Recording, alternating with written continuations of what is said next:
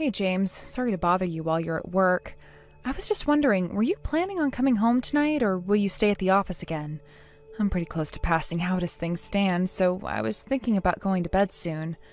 I understand you're probably busy at work, but if you could just shoot me a quick text letting me know, I'd appreciate it. I just need to know whether I should put on the door chain or not. Nah, not gonna be home tonight. I'd think I wouldn't have to tell you that at this point. You know how crazy things have been around here lately. Don't you remember what happened a few weeks ago? You were out past midnight, so I chained up the door. But then you came home at like 1 a.m. and got ticked off at me for the door being locked. Tell me, Megan, did I tell you I wasn't coming home that day? No, I didn't. I tried to text you and ask if you were coming, but you didn't respond. I figured you had fallen asleep at your desk or something. You've heard all... Then you should have texted me sooner. Plus, really, a freaking door chain? What's the point in using that thing anyway? You've heard all the reports of break-ins in the area lately, haven't you? The house 3 doors down from us got robbed last month. And just last week, our neighbors across the street had their car windows smashed.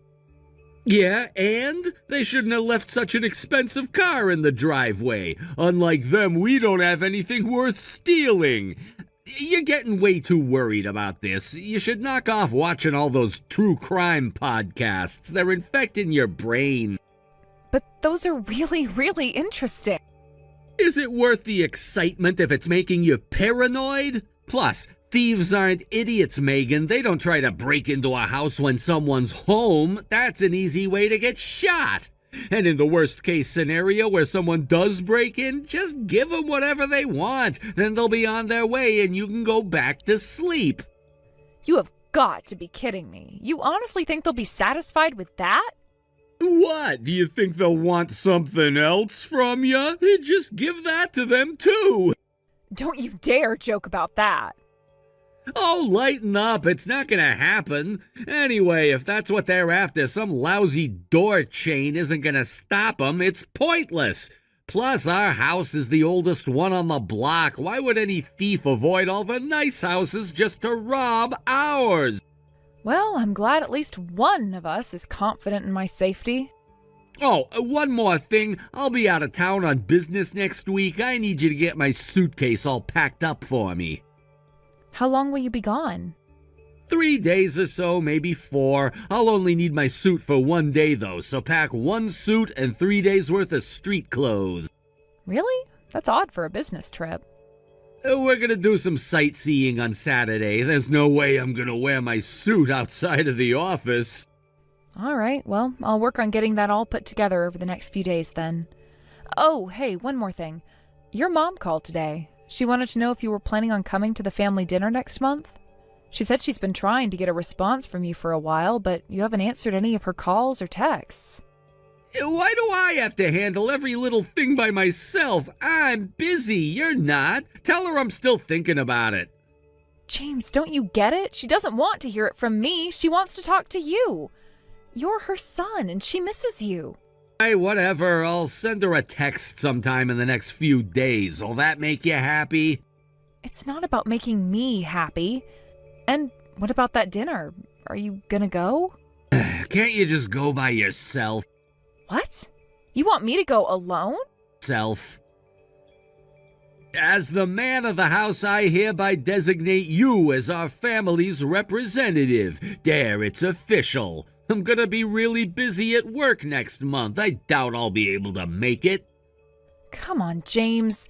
How many times is this now that I've had to go and visit your parents all by myself? Why is it that I'm visiting your parents more than you are? And why are you almost never at home lately? Something's going on, James, and I don't like it at all. It's starting to feel like we're less of a married couple and more just roommate.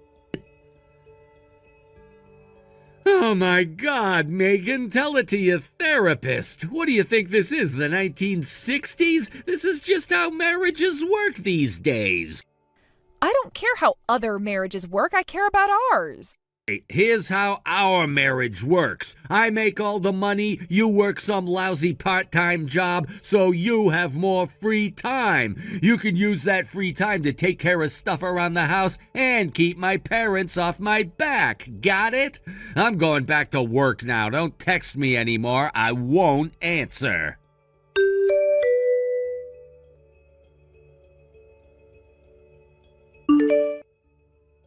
For God's sake, Megan, I sure hope you're enjoying yourself in that hospital room getting waited on by nurses, because it sure does suck having to pack my own freaking suitcase. Some housewife you are. I am not enjoying the constant pain and inability to walk by myself, thank you for asking. Seriously, you think I wanted to be hospitalized?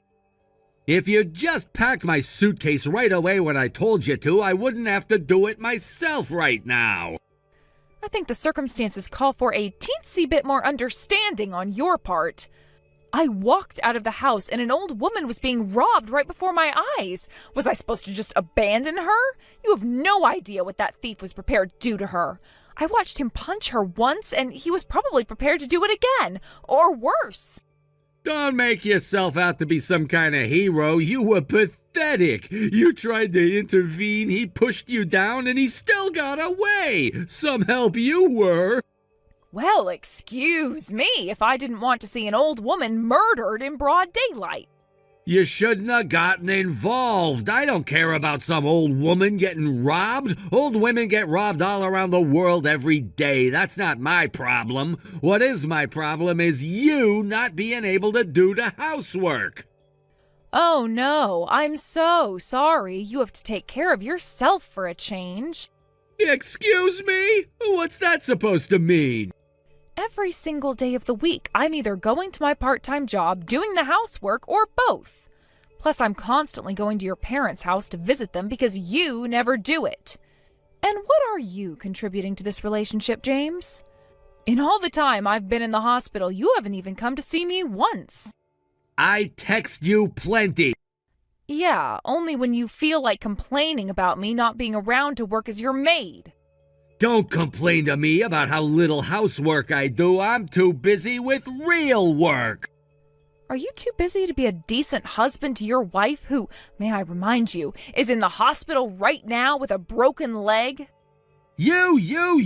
All you ever think about is you. What about me? Without you around, I have no one to fix me dinner. And you would not believe the pile of laundry over here that you need to wash. You're over there in the hospital laying around all day while I have to take care of everything. So I don't want to hear any complaints out of you. Who do you think is going to pay for your hospital bill anyway? I bring in income while doing all the housework. Oh yeah, I'm sure you could afford to pay for your ambulance ride and multi-day hospital stay on your minimum wage job. How can you be talking like this to your own wife? God damn it, this sucks. Why couldn't you have gotten hit by a car or something? What kind of question is that? Duh! If you got hit by a car, we could have sued the driver. We'd get your hospital bills paid for and pain and suffering damages. But since you failed to stop the thief from getting away, we have no one to sue. Is money really what's important to you right now? Since you had to go and play Wonder Woman, I'm on the hook for a massive hospital bill and have to do my job and do all the housework. What did you get out of saving that woman anyway? Money? Jewelry? Oh, wait, you got nothing. You have no idea how much I'm going through because of you. Oh, you poor, poor thing. Anyway, like I said, I'm gonna be out of town for a while. Don't bother messaging me. I'll be too busy to answer. Hurry up and get that leg of yours fixed. You have a ton of work to do around here. As soon as you get home, start doing the laundry. I'm running low on shirts.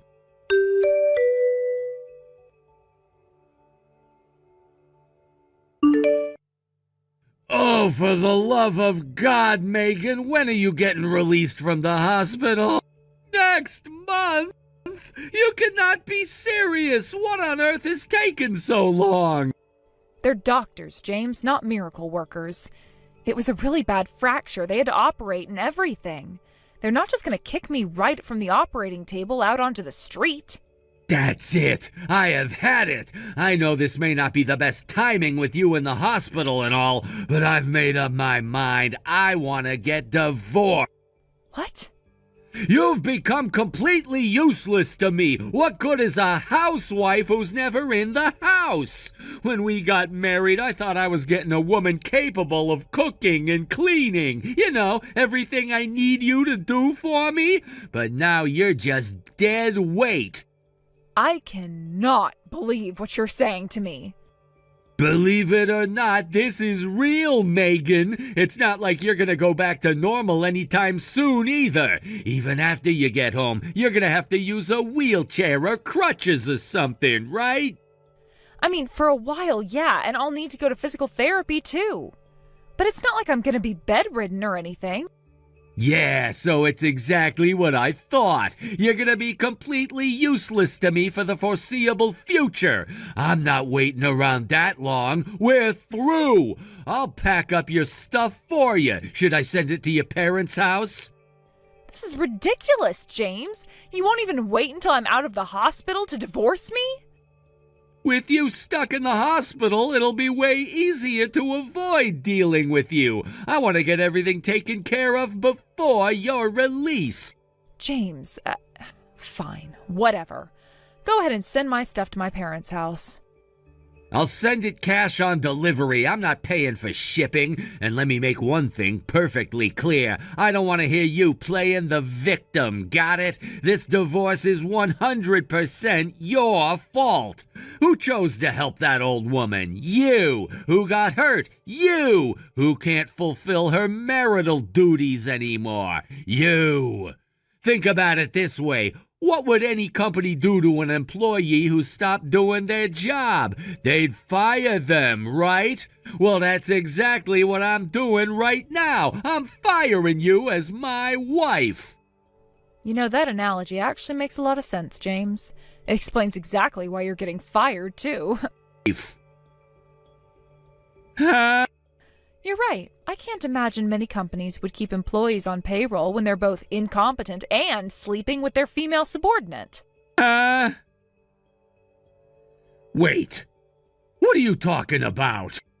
Oh, come on, James. Don't play dumb with me. You arranged for a fake business trip with a client that doesn't exist, so you could have a vacation with your mistress on the company's dime. Out. How? How did I find out you were having an affair?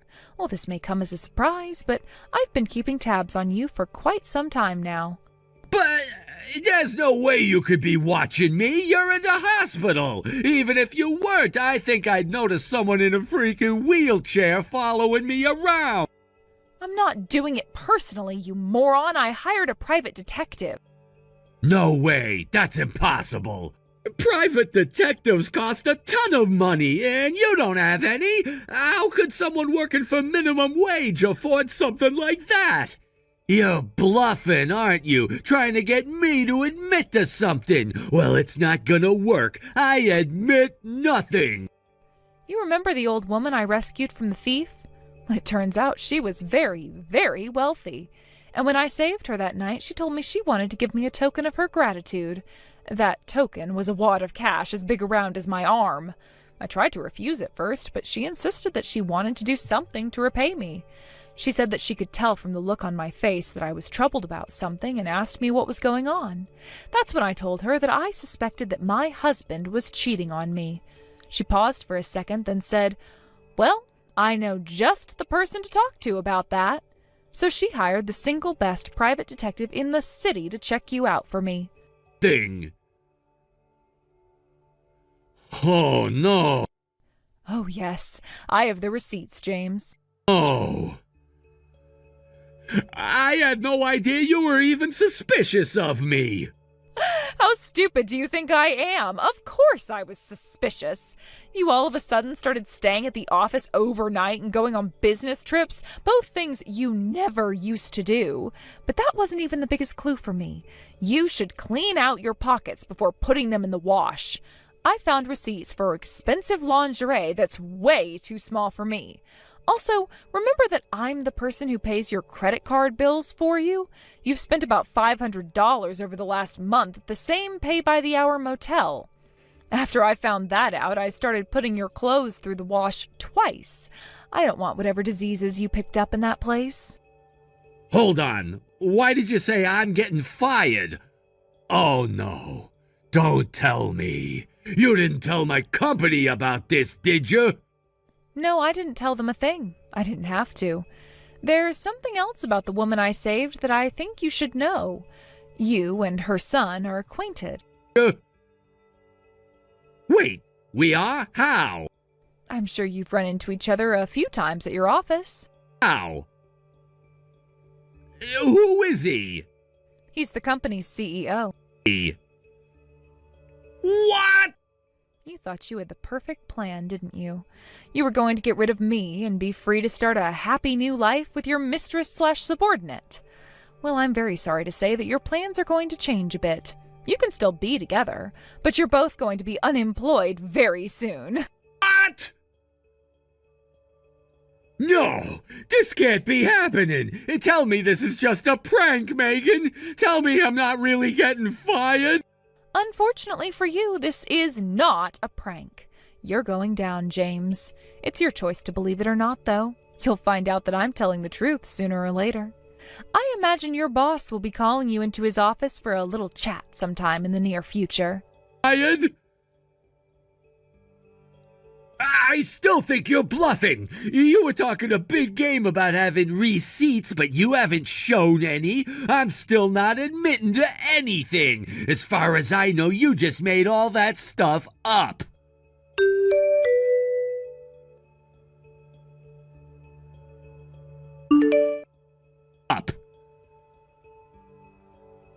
Hey there, Megan. I was wondering, could we talk one of these days? I tried to visit your hospital room earlier, but they said you were refusing visitors.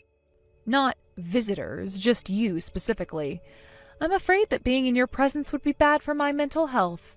You'll just have to wait until I get healthy enough to be released from the hospital. Visitors. Really, though? All you did was break your leg. I don't see what your mental health has to do with that. The literature is very clear on this, you know. Mental health is extremely important for recovering from any sort of injury or illness. Stress is bad for the body. Hey, I guess I understand, but I wish you'd give me a chance to apologize properly. Looks like your boss finally called you in for that little conversation, huh? I tried to tell you I wasn't bluffing. They're gonna fire me for sure. It's only a matter of time, which means I have to move as quickly as possible to save my job. James, you lied to your company in order to get them to pay for a vacation with your mistress, who is also your subordinate. What exactly do you think you can do to avoid getting fired at this point? That's basically a one-way ticket to the unemployment line, even if you weren't an abysmal employee before that. And I am so sorry for what I did. I was a total moron. I am willing to do whatever it takes to make things right with you. Don't you think we can start over? Try again? Well, this is a change of heart for you. You don't want to get divorced anymore? Again? I've been doing some serious soul searching over the last few days, and now I realize that there is no other woman in the world who I'd rather be with than you. You've always been great to my parents, and they love you too. You're a terrific housewife. You're a great cook. You're everything I could ask for in a wife. I may have been confused for a while, but I realize that now. If only you could have realized that before cheating on me and embezzling company money. I swear, Megan, I learned my lesson. I'll never do anything to hurt you ever again. What do I need to do to prove myself to you? You name it, I'll do it. You want me to do more of the housework? Done. The next time I go out of town, I'll pack my own suitcase. Oh, and I'll even start going to visit my parents with you. You're far too late to make amends. You're not the only one who's been doing some soul searching. I've been doing that ever since I got suspicious that you were cheating on me. I thought back to when we were dating and at the beginning of our marriage. You used to be the most caring and loving man I'd ever met. I can be that man again, Megan, if you'll just give me one more chance. No, James, you don't get any more chances. After the way you've been treating me since I got hurt, I have completely lost any feelings I once had for you. Honestly, this has been a long time coming. Even before that woman hired the private detective for me, I knew deep down that this is how things would end. I was already at peace with leaving you. No! I don't want to get divorced! Yeah, I don't imagine you do, now that you realize you're losing everything. But that's not about you rediscovering your love for me, that's just fear of repercussions. No, it's not, I swear! When the CEO called me to his office to tell me I was fired, he went on and on about how stupid I was to betray you. He said that only a complete idiot would betray a woman as beautiful, kind, and intelligent as you. And that was what really opened my eyes. I was a complete idiot. Really? You only remembered what a catch I was because your boss complimented me? If anything, that only makes me want to divorce you even more. So you really don't have any feelings for me anymore? None at all? You said it yourself, though. You remember how things used to be. That has to mean that there's still something there. We've had lots of good times, haven't we? Oh, for sure we have. But those good times are all in the past. So much so that I don't even know what our last good time was. You've been treating me like a live-in maid for as long as I can remember. You were a good man and you were a good husband, and that's why I've been putting up with your behavior for as long as I have. But I can't do it anymore. Like, do you remember what the very first message you sent to me after I got to the hospital was? You were complaining about having to do your own chores, like packing your suitcase for your fake business trip. You weren't concerned about me in the slightest. I told you, I'm sorry about that. But the icing on the cake was when you told me that you wished I got hit by a car instead. After you said that, I knew there was no point in me trying to make this work anymore. There's nothing about being with you that makes it worth dealing with your appalling lack of empathy. I was an idiot, Megan! A jerk, a scumbag, a slimeball! The lowest of the low! I hurt you terribly, and I regret everything I did more than you could possibly know! I don't believe you. I have no reason to believe you. You don't have a sincere bone in your body. I'm begging you, please give me just one more chance. From now on, I'm gonna be the kind of husband that you deserve. I'll make you even happier than you were back when we first got married. And not to mention, think about it. Do you really want to become single again at your age? Your marriage prospects are getting thinner by the day. Plus, you only work part-time. How are you gonna support yourself? Oh, you don't need to worry about that at all. In addition to the money and the private detective, that woman also got me a job at a company one of her friends owns. We had an interview web meeting the other day, and they say I am perfect for the job. So the very day I get released, I'm gonna start working there. Self. You what? You had an interview and accepted a job offer without even telling me? You had no right to do that. Yes, I do.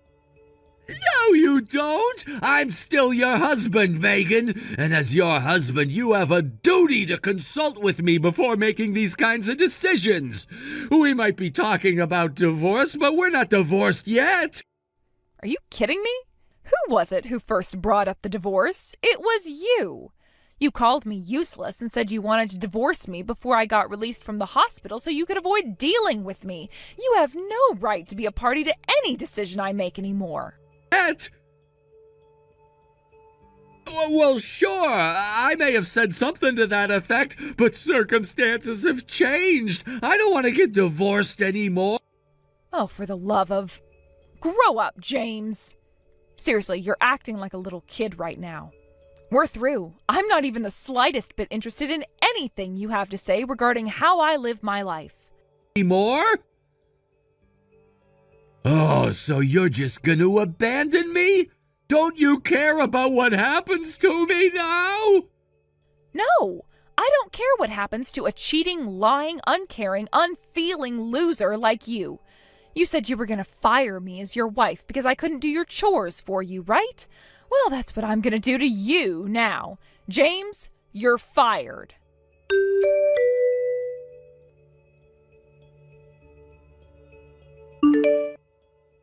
James kept messaging me, trying to get me to take him back after that, so I told him to talk to my lawyer and blocked his number. He fought the divorce at first, but that didn't last long after my new friend got involved. Her son, James's boss, told him that unless he consented to a peaceful divorce, the company would sue him and press charges against him for embezzlement. James naturally accepted the deal and escaped criminal responsibility. Both he and his mistress were, however, terminated for stealing company funds. He and his mistress moved in together for a short time, but they soon broke up. I have no idea where they are or what they're doing now. As for me, my leg is healed and I have a great new job, a great new friend, and life has never been better. James said I didn't get anything out of stopping that thief, but wow, was he wrong. I barely ever think about him anymore. He's absolutely nothing to me now. From now on, I'm living life on my own terms. Hey, Sophia, are you free right now? Oh, hi, Miss Miller. Yeah, I should be free at the moment. How can I help you this time? Is something the matter? Yeah, so you know my friend Gabby, right? Well, guess what? Her daughter just had a baby. Can you believe it? I mean, she stopped by to show me the baby, and goodness gracious, that little bundle of joy was so cute. I mean, I was practically melting on the spot. You should have seen those tiny fingers and those little chubby cheeks. Oh, just precious. Wow, that's so exciting for her. If I remember correctly, Gabby's daughter is the same age as Harry, right? Yeah, exactly. Oh, it's crazy how time flies, isn't it? I mean, it feels like just yesterday she was still in school, and now she's got a baby of her own. Oh, God, just seeing that little thing reminded me of how absolutely lovely babies are. It really put a huge smile on my face, almost made me feel like I was having one all over again myself. You know that warm, fuzzy feeling you get just being around a baby? It's like nothing else in the world, I swear. It's hard to explain, but it's just magical. Yeah, I definitely feel for you, Mrs. Miller. I totally get it. Babies have that magical effect on you, don't they? It's like they have this special power to make everything better. I mean, I always feel protective over my friends' babies too, even if I'm not seeing them every day. Just getting to see them once in a while really lifts your mood, doesn't it?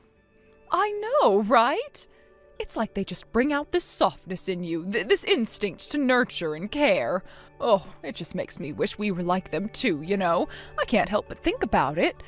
Sophia, you're already 38, right? Time's ticking, isn't it? It's something you can't ignore forever. Yeah, I'm turning 39 this year. Time flies, doesn't it? It feels like just yesterday I was celebrating my 30th. But here we are, almost at 40. It's a bit surreal, honestly.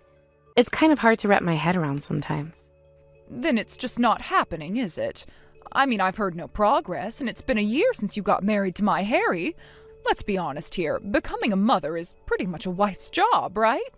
Can't you get anything right, Sophia? I mean, come on, what's the holdup? What's the problem? It's really starting to concern me. Well, I guess you're right in that it's a little late. Both Harry and I haven't given up. We're still holding out hope and don't plan to quit anytime soon. We're doing what we can, you know? I mean, having a baby a little older isn't that uncommon these days either, so we're just taking it day by day trying to stay positive. It's not easy, but we're committed. We really want this, and we're not giving up without a fight. Yeah, I'm hearing you, Sophia, but come on, it's not that likely when you're getting on in years, is it? Let's be real for a second. I mean, at this age, the odds just aren't in your favor anymore. You've got to face reality sooner or later. It's just the way things are. Yeah, I get that sometimes for sure. It crosses my mind, of course, but we're still hopeful, and we're not ready to give up just yet.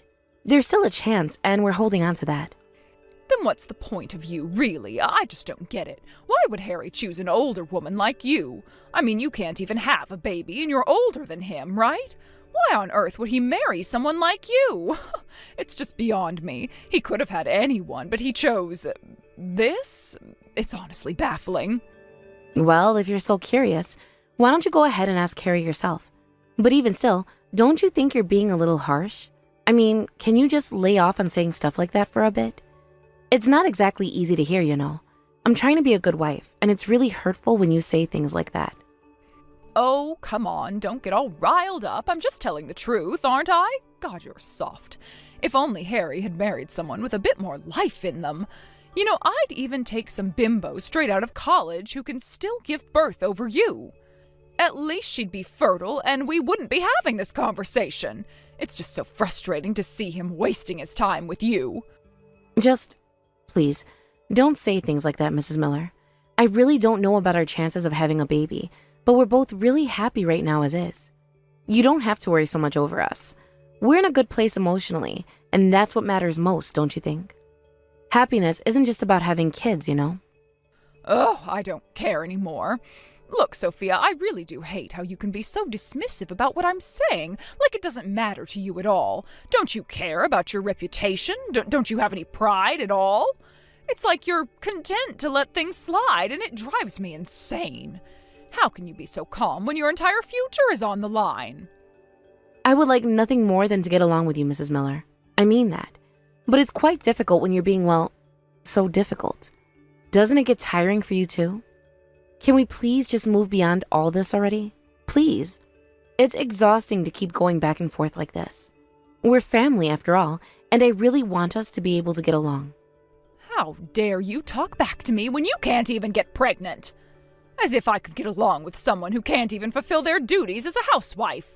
The fact that I'm even tolerating you like this is generous enough.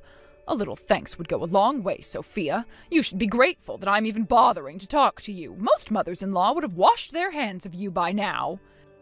Thank you very much for always providing your input, Mrs. Miller. I'll do better to win your favor from now on. I really do appreciate your concern, even if it doesn't always come across that way. I know you just want what's best for Harry, and I'll try harder to meet your expectations.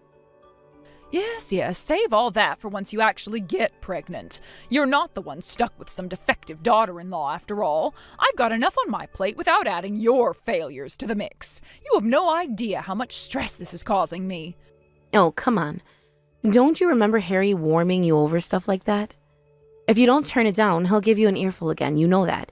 He doesn't like it when you push things too far. You don't want to upset him, do you? Don't talk like this isn't your fault. You just need to keep your mouth shut about this conversation, no? Are you looking for a fight, girl? Because if you are, you're about to get one. I'm not going to sit here and let you lecture me about how to treat my own son. No, that's not what I meant. Then don't talk back to me. I'm looking after a woman who can't even get pregnant. You just need to shut up and listen to everything I say, understood? There's no room for your opinions here. You just do as you're told and maybe, just maybe, you'll earn a bit of my respect. Yes, I understand. I'll be careful next time. I don't want to cause any more.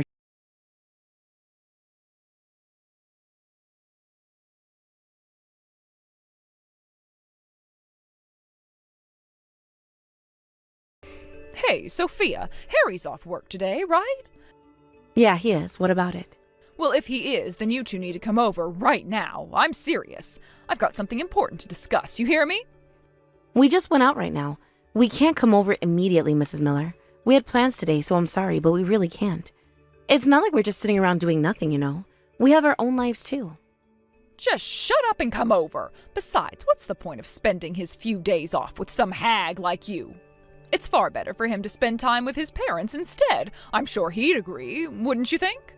I'm sure he'd rather be here with us than wherever you dragged him off to. Don't be so selfish, Sophia. That's what you said last week, too. Look, we'll come when he wants to, so I hope you'll have us then. We're not ignoring you, but we've got our own lives to manage too, you know. You can't just expect us to drop everything at a moment's notice because you demand it. We have our own stuff going on too. That was last week. It's got nothing to do with why I'm asking you to come today. Today's different. I need you both here now. It's important, and I don't want to hear any excuses, Sophia. This is not up for debate. Look, today's an important day for the two of us. Can you please just let us off this one time? We've got something planned that we can't really reschedule. I promise we'll visit you soon, but not today. Today's special for us, and we've been planning this for a while. What important day, huh? Your anniversary's still months away, I know that much. So what could possibly be so important that you're putting me off like this? What's more important than family? What's more important than your own husband's mother? To tell you the truth, we've decided to get infertility treatment. Given my age, it's difficult to just get pregnant naturally, so we figured we'd do what we can to improve our odds. We have a reservation at the hospital for that today, that's why. It's something we've been building up to for a while now. What? Infertility treatment? Hang on a minute, are you infertile or something? Is there something wrong with you? Oh, why didn't you tell me sooner? I'm his mother, I should have been told about this. No, I'm not. A lot of people get confused with that, but infertility treatment also refers to when your chances are affected by age as well. It's not just for people who can't conceive at all. It's more about optimizing our chances. We're doing this to increase the likelihood of having a baby, that's all. It's a precaution. Oh, is that so? I didn't realize that. I thought it was only for people with serious problems. Not that there isn't anything wrong with your character, of course. If they find no problems, then our chances increases. And if they do find something, we'll get treated. We're just going for a general checkup to see where we stand. It's more of a proactive step than anything. We want to know what our options are and make sure we're doing everything we can. Yeah, well, whatever. You still need to come here right now. I don't see why this hospital visit has to be today of all days. Can't it wait? Why can't you just put it off until tomorrow or another day? And I've been telling you, we can't because we have an appointment. We've waited weeks for this, and we can't just reschedule on a whim. I'm sure you understand that. It's not something we can just push aside whenever we feel like it. Oh, screw the hospital. What does it matter anyway? You're still going to be as old as you are already. Stop wasting time and money on something as pointless as that and just come over. It's not going to make a difference. You're chasing something that's not going to happen. It's futile. Pointless? Weren't you the one egging us on to have a child? So why wouldn't you start saying something like this all of a sudden? It doesn't make any sense. You were pushing us to do something, and now that we're trying, you're telling us to stop? You can't just flip-flop like that. You're being so unreasonable. Yeah, like the treatment's going to have any effect. It's already over for you at the age of 38. Just give up already. It's not happening, Sophia. You're just chasing a dream at this point. You should know when to throw in the towel. You don't know that unless you try. We won't know if it's possible until we make the effort. We're not giving up just because it's hard. We're doing this because we believe there's still a chance, and we're not giving up on it. I mean, if my Harry's got the time to be humoring treating some hag like you, he should just man up and find himself another woman. At least he'd be able to have a baby sooner if he did. Well, if only you'd say you'll divorce him right now, I'd hear you out. What do you say? Think about it. Maybe it's the best for everyone involved. I've been doing my best to get along with you until now, but that's also part of the reason why I've been trying so hard to have a baby. But I guess it's all meaningless now. You'll never accept me, will you? No matter what I do, no matter how hard I try, it's never going to be enough for you. Oh, don't start crying on me now. I mean, surely you knew that this is how things were. My darling son went and married some hag, and to top it all off, she can't even get pregnant. Like in hell we could get along. It was doomed from the start. This was never going to work out, and deep down you must have known that too. I see. Then I've also had enough. There's no point in trying to please someone who will never be satisfied, no matter what I do. It's just exhausting at this point, and I'm done. I'm done trying to win you over when you clearly don't want me around. Good. I'm glad you finally got your head around it. So just bring my son here already. Oh, and you don't need to come along. Understood? You can stay right where you are. Just send him over and we'll be fine.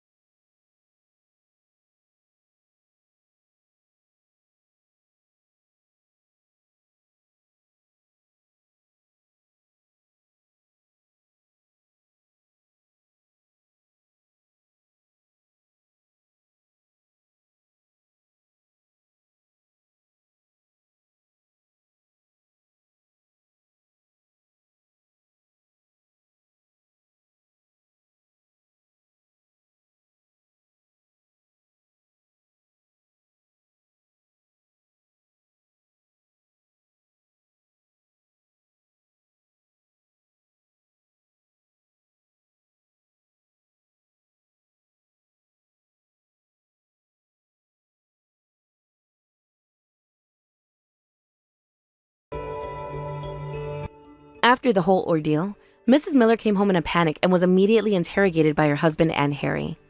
She tried to make some pathetic excuse, but with all the evidence we had this time and my testimony, her excuse didn't hold water. As a result, Harry and I cut off all ties with her, and the Millers decided to separate. Maybe because they've been married for such a long time, they didn't get divorced immediately, but if Mrs. Miller doesn't reflect on her actions soon enough, the divorce will only really be a matter of time. Meanwhile, since cutting ties with her, we continued our infertility treatment, and the following year I finally got pregnant. According to the doctors, the reason I hadn't gotten pregnant wasn't just due to my age, but also due to external stress. By moving away from my toxic mother-in-law, I finally had less on my mind, and I was able to get pregnant pretty easily. Guess it's never such a good thing to put up with things too much. From now on, I want to live my life with myself and my family's well-being first, without putting up with all the toxic and stressful things in life.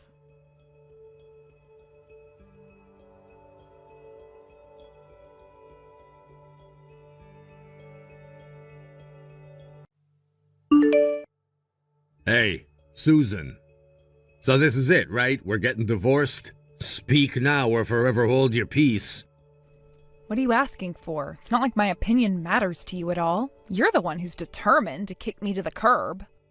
Kick you to the curb? You cheated on me, Susan. I'm not kicking you to the curb. You did that to me. You don't have any remorse at all for what you did, do you? Remorse for what? I didn't do anything wrong. You have got to be kidding me. Let me repeat, you cheated on me. You don't think that's wrong? I mean, okay, maybe I did. But just try for 1 second to look at it from my perspective. Think about it, Kyle. Why would I cheat on you if you didn't do anything wrong to me? Are you seriously saying it's my fault that you cheated on me? I have been nothing but good to you from day one. I've done everything for you that a husband should and then some. So if you're gonna sit there and claim this is my fault, you're gonna have to show some receipts. Tell me, what did I do to deserve this? Yep, that's exactly how I thought you'd react.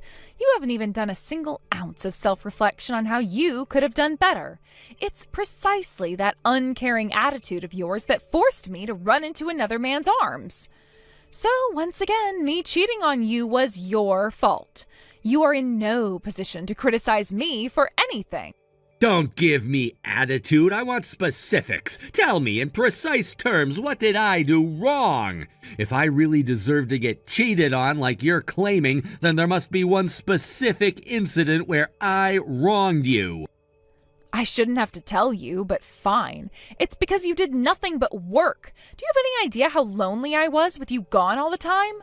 I had one little affair to cope with the loneliness, and now you're acting like I'm some sort of villain. I'm disappointed in you, Kyle. I didn't think you were this insensitive when we first met. What are you talking about? I had a completely normal 9-to-5 job. I always had weekends off, and I used them to spend as much time with you as I could.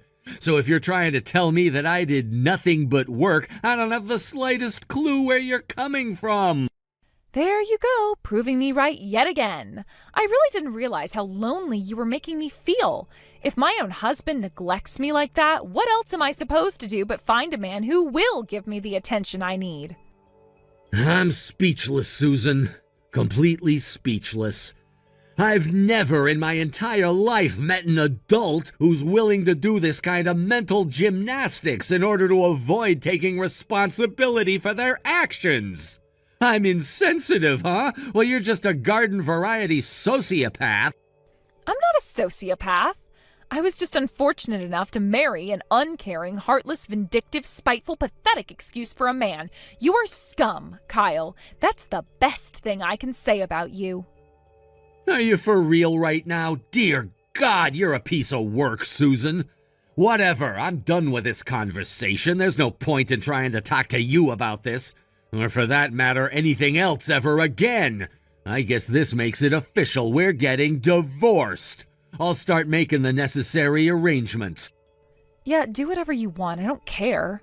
That just makes it easier for me to finally be with my boyfriend. He cares for me way more than you ever did, you jerk. How wonderful for the two of you. Oh, well, this actually makes my life a lot easier, too. You moving in with him means I can save a bunch of money on having you served. It would have been at least another couple $100 in legal fees if you were at different addresses. What? You're suing me? Do you need me to spell it out for you? Fine, I see you're both immoral and an idiot, so I'll get straight to the point. I'm suing both you and your boyfriend for the affair.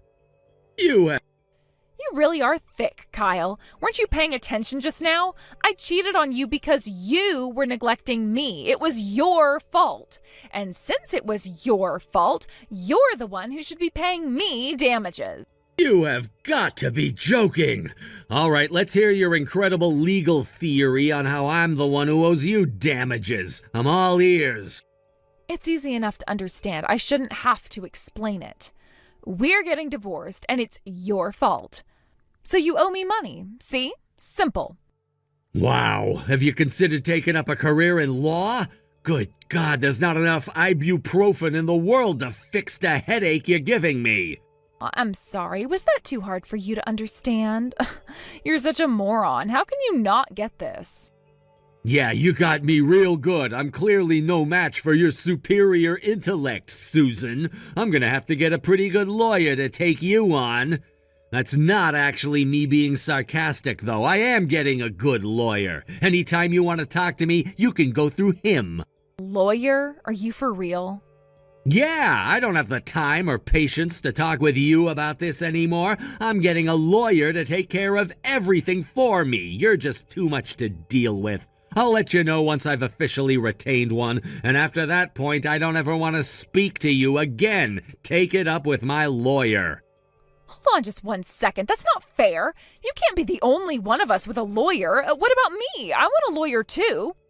Wake up, Susan. We're getting divorced. Why the hell would I have to get a lawyer for both me and you? That's not how any of this works. If you want a lawyer, get one yourself. Fine, I'll get myself a lawyer, a really, really good one, and I'm gonna take you to the cleaners. I'm gonna sue you for everything you've got.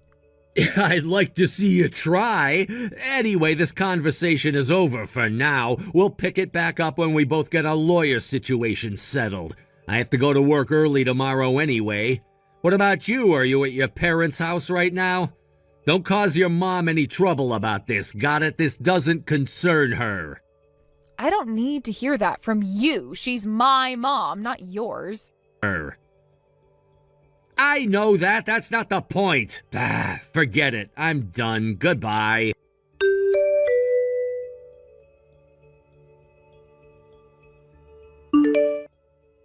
Hey, Kyle, you're on break right now, aren't you? I need to talk to you now. What the hell do you want, Susan? I thought I made myself clear the last time we spoke. We're getting divorced and I don't want to talk to you anymore. Now stop messaging me. I'm going back to work. Please, I really need your help with something. I am in big trouble, Kyle. Big trouble. Could you please just listen to me? All I need is a few minutes. Fine, I'll listen, but that's all I'll do, got it? No help, no favors. I'm gonna regret this, but what's the matter? So you told me that you were gonna get a lawyer, right? And so I told you that I'm gonna get one too, remember? Yeah, I remember. And? Did you find one? No, I can't find a lawyer who will represent me no matter where I look. Every time I go to talk to a lawyer about suing you for emotional damages, they keep telling me that I won't win the case. And worse, the only thing any of them have offered to do for me is try and lower the damages I'll have to pay you as much as possible. What is going on? Isn't that just totally bizarre?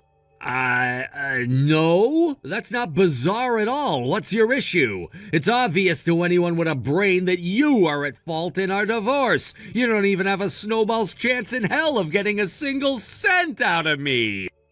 But it's not like this is all my fault. You're partially to blame for this too, you know that? I shouldn't have to pay you any money when you're at fault too. Well, I'm very sorry to hear that your reality check is going poorly for you. So, is that everything you wanted to tell me? I don't really see how this concerns me. I already knew that you were never gonna be able to win in court. Of course it concerns you. Look, I have way better things to do than listen to your idiotic ramblings. If you just wanted to complain about your situation, then I'm going back to work. Wait, I think I remember you saying that one of your relatives was a lawyer, right? Yeah, and? What about it? Can you give me their phone number? Really now? Think, Susan. Every single lawyer you spoke to until now turned you down. I don't think a lawyer who's related to me is gonna be of any more help. But if they're related to you, that means they're related to me. And since they're family, they'd probably at least be a little bit more willing to help me out. I see you weren't paying attention just now. Let me repeat, it does not matter if they're related to me or not. They're not going to tell you anything different than what you've been told before. You don't know that for sure. Maybe the other lawyers were all just a bunch of misogynists and didn't want to help a woman in trouble. Wow, Susan, you never cease to impress me. I did not expect the poor oppressed woman angle from you. In any case, I hope you didn't get your hopes up too much because he's not gonna represent you. Why not? Because I already hired him. He's representing me. So even if I did give you his phone number, he can't help you. Even if he could help you, he wouldn't. Get it? You're on your own. Then I'll hire him too. He's a lawyer, so if I pay him, he'll represent me. That's his job, right? Oof. Where to even begin? Yes, there is a problem with that. He's representing me, Susan. He can't represent both me and the person I'm suing. Seriously, Susan, try thinking before you open your mouth next time. What do you mean? If he's working on both our cases at the same time, wouldn't that just save him time and effort? And besides, since we're all family, that would just make talking things over easier. Just give me his phone number, okay? We can talk about the details later. I need to get a lawyer as soon as possible. All right, have it your way. I'll send you the number for his office later. Just don't say I didn't warn you when he turns you down exactly like I said he would. Thanks. If you would have been this helpful up until now, maybe we wouldn't be getting divorced. I'm gonna go ahead and ignore that remark. I gotta get back to work. Goodbye. And for real, this time, from this point on, whenever you want to talk to me, you need to go through him. Don't message me about anything ever again. And I mean anything. Don't worry. Once I get a lawyer, I'll never talk to you again. I don't need to waste time talking to my ex-husband when I've got my new boyfriend to keep me company. Speaking of which, my lawyer will be having a talk with him sometime soon, too. Why? What's he got to do with anything?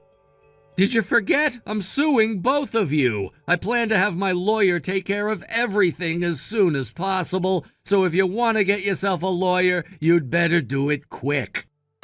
What are you so concerned about? We're gonna have the same lawyer. Right. Okay, moving on. Just make sure you respond as quickly as possible when the time comes. Yeah, I got it. Get off my back. I'm gonna go now. I gotta get ready for a date with my boyfriend tonight. We've got a very stimulating evening ahead of us.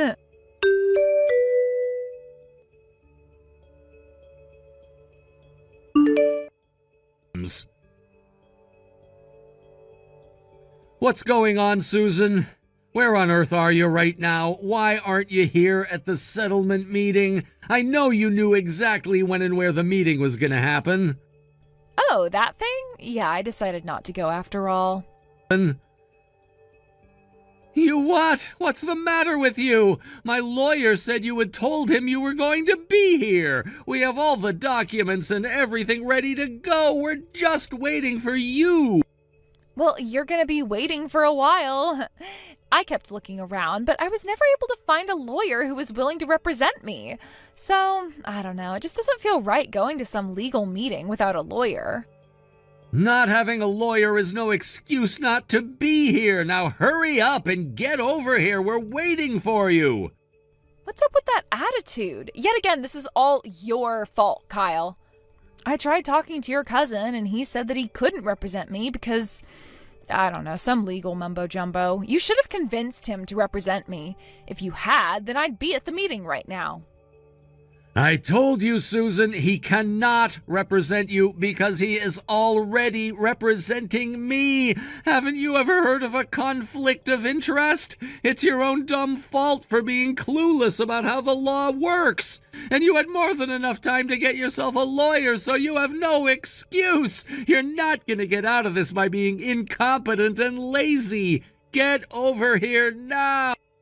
Are you ever going to take responsibility for your own actions, Kyle? This is your fault for cheating and hiring your cousin before me. Cheating? Are you a fifth grader or something? I asked him to represent me and he said yes, that's it. And because I retained him first, he can't represent you. That would be a conflict of interest. For the love of God, Susan, would you just grow up already? He's your cousin, and since you're still my husband, that makes him my cousin. That's how marriage works, Kyle. You know, what's yours is mine, and what's mine is yours. That includes our money, our house, our car, and our lawyer. We're still married. That means we have to share.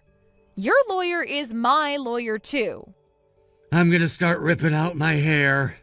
At least my cousin's enjoying this. He's sitting next to me laughing his head off. Do you understand what that means? Wow, your own lawyer is laughing at you? That just shows how little you know about the law, loser. I mean, you didn't even know that money and property and stuff is shared when you get married. To be clear, he's laughing at you, not me. Let's back up a step. Joint assets, which I assume you refer to, are things that a couple purchases together. Are you with me so far? Duh, I'm not an idiot like you. Everyone knows that.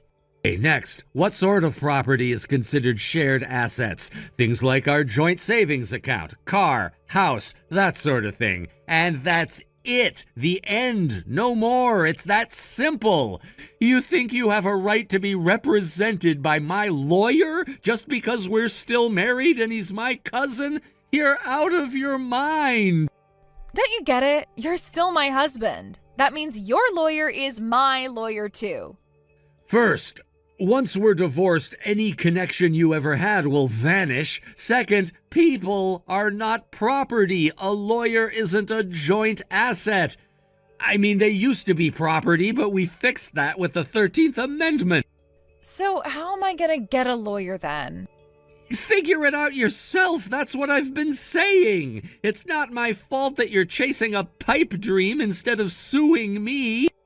But I already told you, I tried to get a lawyer and I can't. What am I supposed to do now? I'm lost. For now, just hurry up over here and agree to the settlement negotiation. If you don't, then I'm going to take you to court and you'll be paying legal fees on top of the damages you'll owe me. I gotta go to court? Yes, that's what happens when someone sues you, and it's just gonna cost a bunch of unnecessary time and money for the both of us. So if you don't want to go to court, then hightail it over to my lawyer's office right now. Got it? I got it. I'll head over there now, so just hold your horses. Hey, if I come to the meeting today like you ask, does that mean I won't have to pay you any money anymore? Of course it doesn't. There is no possible way you're getting out of this, so hurry up and get over here. But I don't want to have to give you money. Come on, isn't there some way we can work this out? Don't sue me. Here. Let me repeat. You're not getting out of this. Get over here now.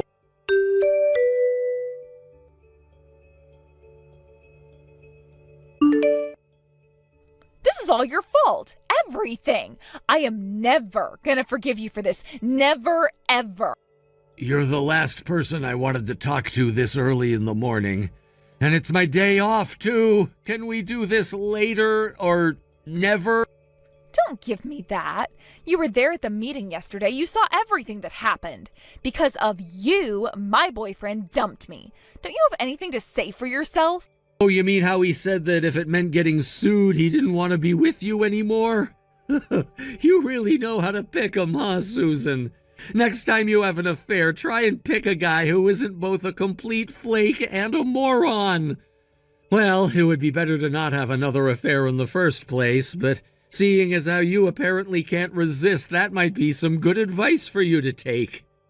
Stop trying to pin this all on me, Kyle. If you hadn't gone and threatened to sue me, none of this would have happened.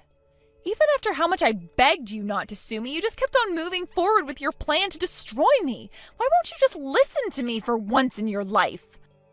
I don't see any reason why I should listen to the woman who cheated on me. God, I can see why that guy left you. Aren't I allowed to be happy? I was serious about him. You have no right to come between me and my true love, you selfish jerk. If you were really so serious about this guy, don't you think we would have both been better off if you divorced me and then started sleeping with him? You have only yourself to blame for the position you're in. I hope this recent chain of events has taught you a valuable life lesson. So what am I supposed to do now, huh? Live all by myself, barely scraping by while I pay off the settlement? I don't deserve any of this. Well, seeing as you cheated on me and all, yes, you actually do. And by the way, your boyfriend left before we finished our discussion, but don't you think you should have tried to stop him? You know, I tried to stop him. I begged him not to leave. You saw me crying. Don't pretend you forgot. Oh, I'm actually not talking about that. I don't care if he leaves you or not. I just think he must not have read the papers I sent him properly is all. I'm pretty sure he's not aware that I'm suing him too, not just you. Has he said anything to you about that? What? Why, though? This is the first time I'm hearing about this. No, it's not. We went through all of this yesterday. I guess you were probably too caught up with the fact that your boyfriend left you to pay much attention. And since he left before we got around to him, I guess maybe he genuinely doesn't realize it. Are you seriously doing this? If he gets sued because of me, he is never gonna take me back. He'll be mad at me forever. That's not my problem. It's whatever, honestly. It's not like he's gonna be able to escape me forever. Worst case scenario, the lawsuit goes into default and I can just get his wages garnished. If you ever talk to him again, let him know that I'm gonna see to it that he pays me what he owes me. You're enjoying all of this, aren't you, you sick freak? Once I start making payments on the settlement, my savings are gonna dry up overnight. I had been working so hard to save money for the time when I could finally be together with him. Oh, for the record, that money is also subject to division of assets during the divorce proceedings, so yeah, you shouldn't count on keeping that. What? No way. That was money that I saved up for myself. Yeah, and you were taking that money out of my paycheck every month. Since I was the only one who was working, that makes it a joint asset. In other words, half of that money is mine. I'm happy for you. You've been learning a lot about the law these last few weeks. Wait, so are you saying that I can't use that money to pay off the settlement? I mean, you can use your half of the money to pay it off if you really want to, but I don't think there will be much left after that. This sucks. I have no idea how to go on after this. How am I going to get by without my boyfriend or my money? I guess you could always, get a job. I told my boyfriend that I had a bunch of savings, though. I thought that would be an easy way to get him to take me back. But now that you're intent on stealing that money from me, too, I have no idea how I can save my relationship. Stealing? Again, that's all money that I made. Nothing out of the ordinary is happening here. Oh, and one more thing. If you run into any legal trouble after this, let me know. I know a good lawyer I can introduce you to.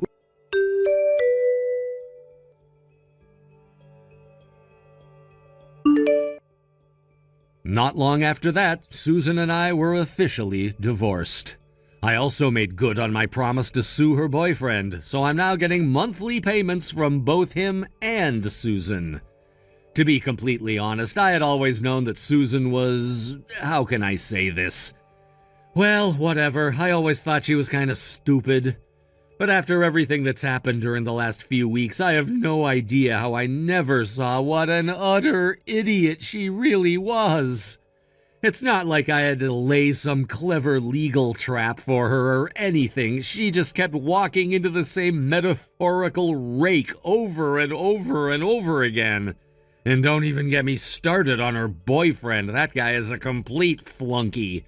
I don't even know how he manages to dress himself and tie his shoes in the morning, much less live on his own. I guess you could say that the two of them are perfect for each other. Oh my God, Maria, you have to get in on this. I just got another luxury bag from that brand we talked about the other day. I just posted it on my main, but did you get to see it by any chance? Hi, Jessica. It's been a while. I've been bedridden these days, and I haven't really gotten around to catching up with the social media and stuff like that. I've been feeling really out of it lately, honestly. Sorry about that. Oh, really now? Well, that's too bad. I'm so sorry to hear that. So what's wrong with you then, if you don't mind me asking, of course? It's really been a while, so... Well, it's nothing wrong, per se, but to tell you the truth, I actually got pregnant recently. What? Wait, for real? You're not kidding, are you? Isn't it kind of like way too early to be getting pregnant? I mean, it's such a waste from the way I see it. You only just got married, too. Well, you know what they say. Sometimes the stork just delivers early, I guess.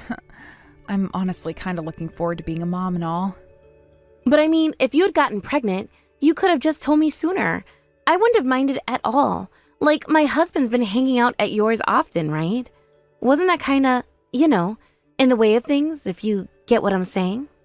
Oh, no, it's really been no trouble at all, honestly. If anything, every time he comes over, he cooks dinner, so I've actually been feeling a little guilty about being pampered like that and all, to be honest. Like, imagine still hanging out together as fully grown men, though. It's kind of funny in a way. Guys will always be guys through and through. Too bad we both married some man-children. Well, I think it's rather sweet that they get along so well. I really do. I grew up without any siblings, so I'm honestly a little jealous. I wish I had that kind of bond. It's because of you saying stuff like that enables them even more, Oh, are you, scared to speak up because my husband used to be your boss or something? Listen, if they're being a nuisance, you can just kick them out, okay? You don't have to put up with anything you're not comfortable with. No, that's not it. It's not that at all. Your husband's always being so considerate, not to overstep it, and again, he's been helping us out a lot, so we appreciate it. Well, if you say so. If you're absolutely sure it's okay, then I trust you. Thank you, too, for being so considerate as well, Jessica. I really mean it. But seriously, it's really no trouble, so don't worry about it, okay? All right. I'll take your word for it then. But you, a mom now, huh? I'm low-key disappointed, to be honest. I won't lie. I was like, I finally found myself another wife who just get it. But I'm all alone again. These days, everyone's just getting pregnant left and right. It's crazy. It's as if they're trying to open their own preschool or something. Oh, I see. I didn't know it was like that for you. But I mean, hey, once my morning sickness goes away, how about we grab some lunch together? Just the two of us. It'll be fun. Yeah, that's not really what I mean, if you catch my drift. It's like the whole vibe changes once people get kids, You just can't relate to the same things anymore. Not like they used to be able to. Is that how it is? I never really thought about it like that. Yeah, how there's this wall between single girls and married ones? No one admits there is, but it's totally there. It's kind of like that. There's also this wall with moms and wives too, in my experience. Wow, I never really paid attention to that, but I guess it makes sense in a way. Well, you are a little slow after all, but that's okay. It's cute though, don't worry. It's just, I'm well off and, have you seen how bougie my posts are lately? Yeah, I've always thought you lived such an active lifestyle. You seem to be doing something new all the time. So I get hated on by these trapped moms all the time. It's kind of ridiculous, honestly. They say shit like, imagine having all that time, They're so jealous. It's hilarious to scroll through it all sometimes. You have to see some too, I swear. It'll give you a good laugh. Right, I will, I promise. I'll make sure to take a look once I get better and am back on my feet. Oh God, are you going to be this boring once it's born as well? I sure as hell hope not. Well, I don't plan on changing even once I'm a mom. At least, that's the goal. But also, this is my first time going through this whole experience, so I can't really say either way. Oh my God, you know what we should do once it's born? This is a great idea. We should do a photo shoot and dress them up in brand clothes and luxury stuff. It's gonna drive those broke, jealous bitches crazy. I can just imagine their faces. I think I'm going to pass on that one, if that's okay with you. Also, we can't afford to buy luxury items, so it wouldn't really be feasible for us. What do you mean? I mean, you were in the same company as my husband when you were still single, so why can't you? Don't you have, like, some savings tucked away somewhere? And it's not like Lucas is working at some third-rate company, right? He has a decent job. I guess it's also that I want to start saving up for when my baby's born. That's a big priority for me. I don't really want to raise him poor, so I'm trying to be responsible. Oh, so it's not that you're broke, you're just stingy, huh? Is that what you're saying? I suppose so, yeah. That's one way to put it. I'm probably on the more conservative side with my spending. I like to be careful. This sucks. I thought you were like me, Maria. I really did. I mean, you always had some good quality stuff on you too, so I just assumed. Oh, I don't have that many, actually. Not as many as you might think. They're all just gifts I'd buy myself now and then when I was still single and had more disposable income. Wait, what? Those weren't like gifts from someone else? That's surprising. I always thought that Lucas had bought them for you or something. I guess I was wrong. Well, my husband's not really into luxury items, so he doesn't really buy them for me. Really? Wow. Thank God I married someone who's a little bit more understanding in that regard. You really gotta choose the man you marry carefully, huh? It makes a big difference. Better pick the ones that can satisfy all your needs. That's my advice. Well, I guess it's just like I tell my followers, to each their own. Everyone's different. I suppose so. You're absolutely right about that. Anyways, let's go grab that lunch once you start to feel better. We'll have a great time, I promise. I'll take you somewhere you'd probably never manage to get into. It'll be a treat. Wait, no, that's not really necessary at all. Somewhere normal's just fine with me, honestly. Oh, quit worrying about it. It's no big deal. I just wanted to take photos to post on my social medias, so it's kind of a win-win for both of us. All right, if you say so. If you insist, then I'm in. Well then, take care of yourself until then, Kay. Get plenty of rest and feel better soon. I'm going to go enjoy myself a spa day now.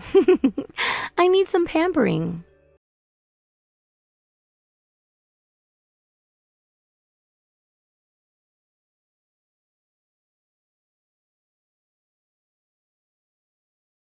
Stop ignoring me. I know you can see all of this.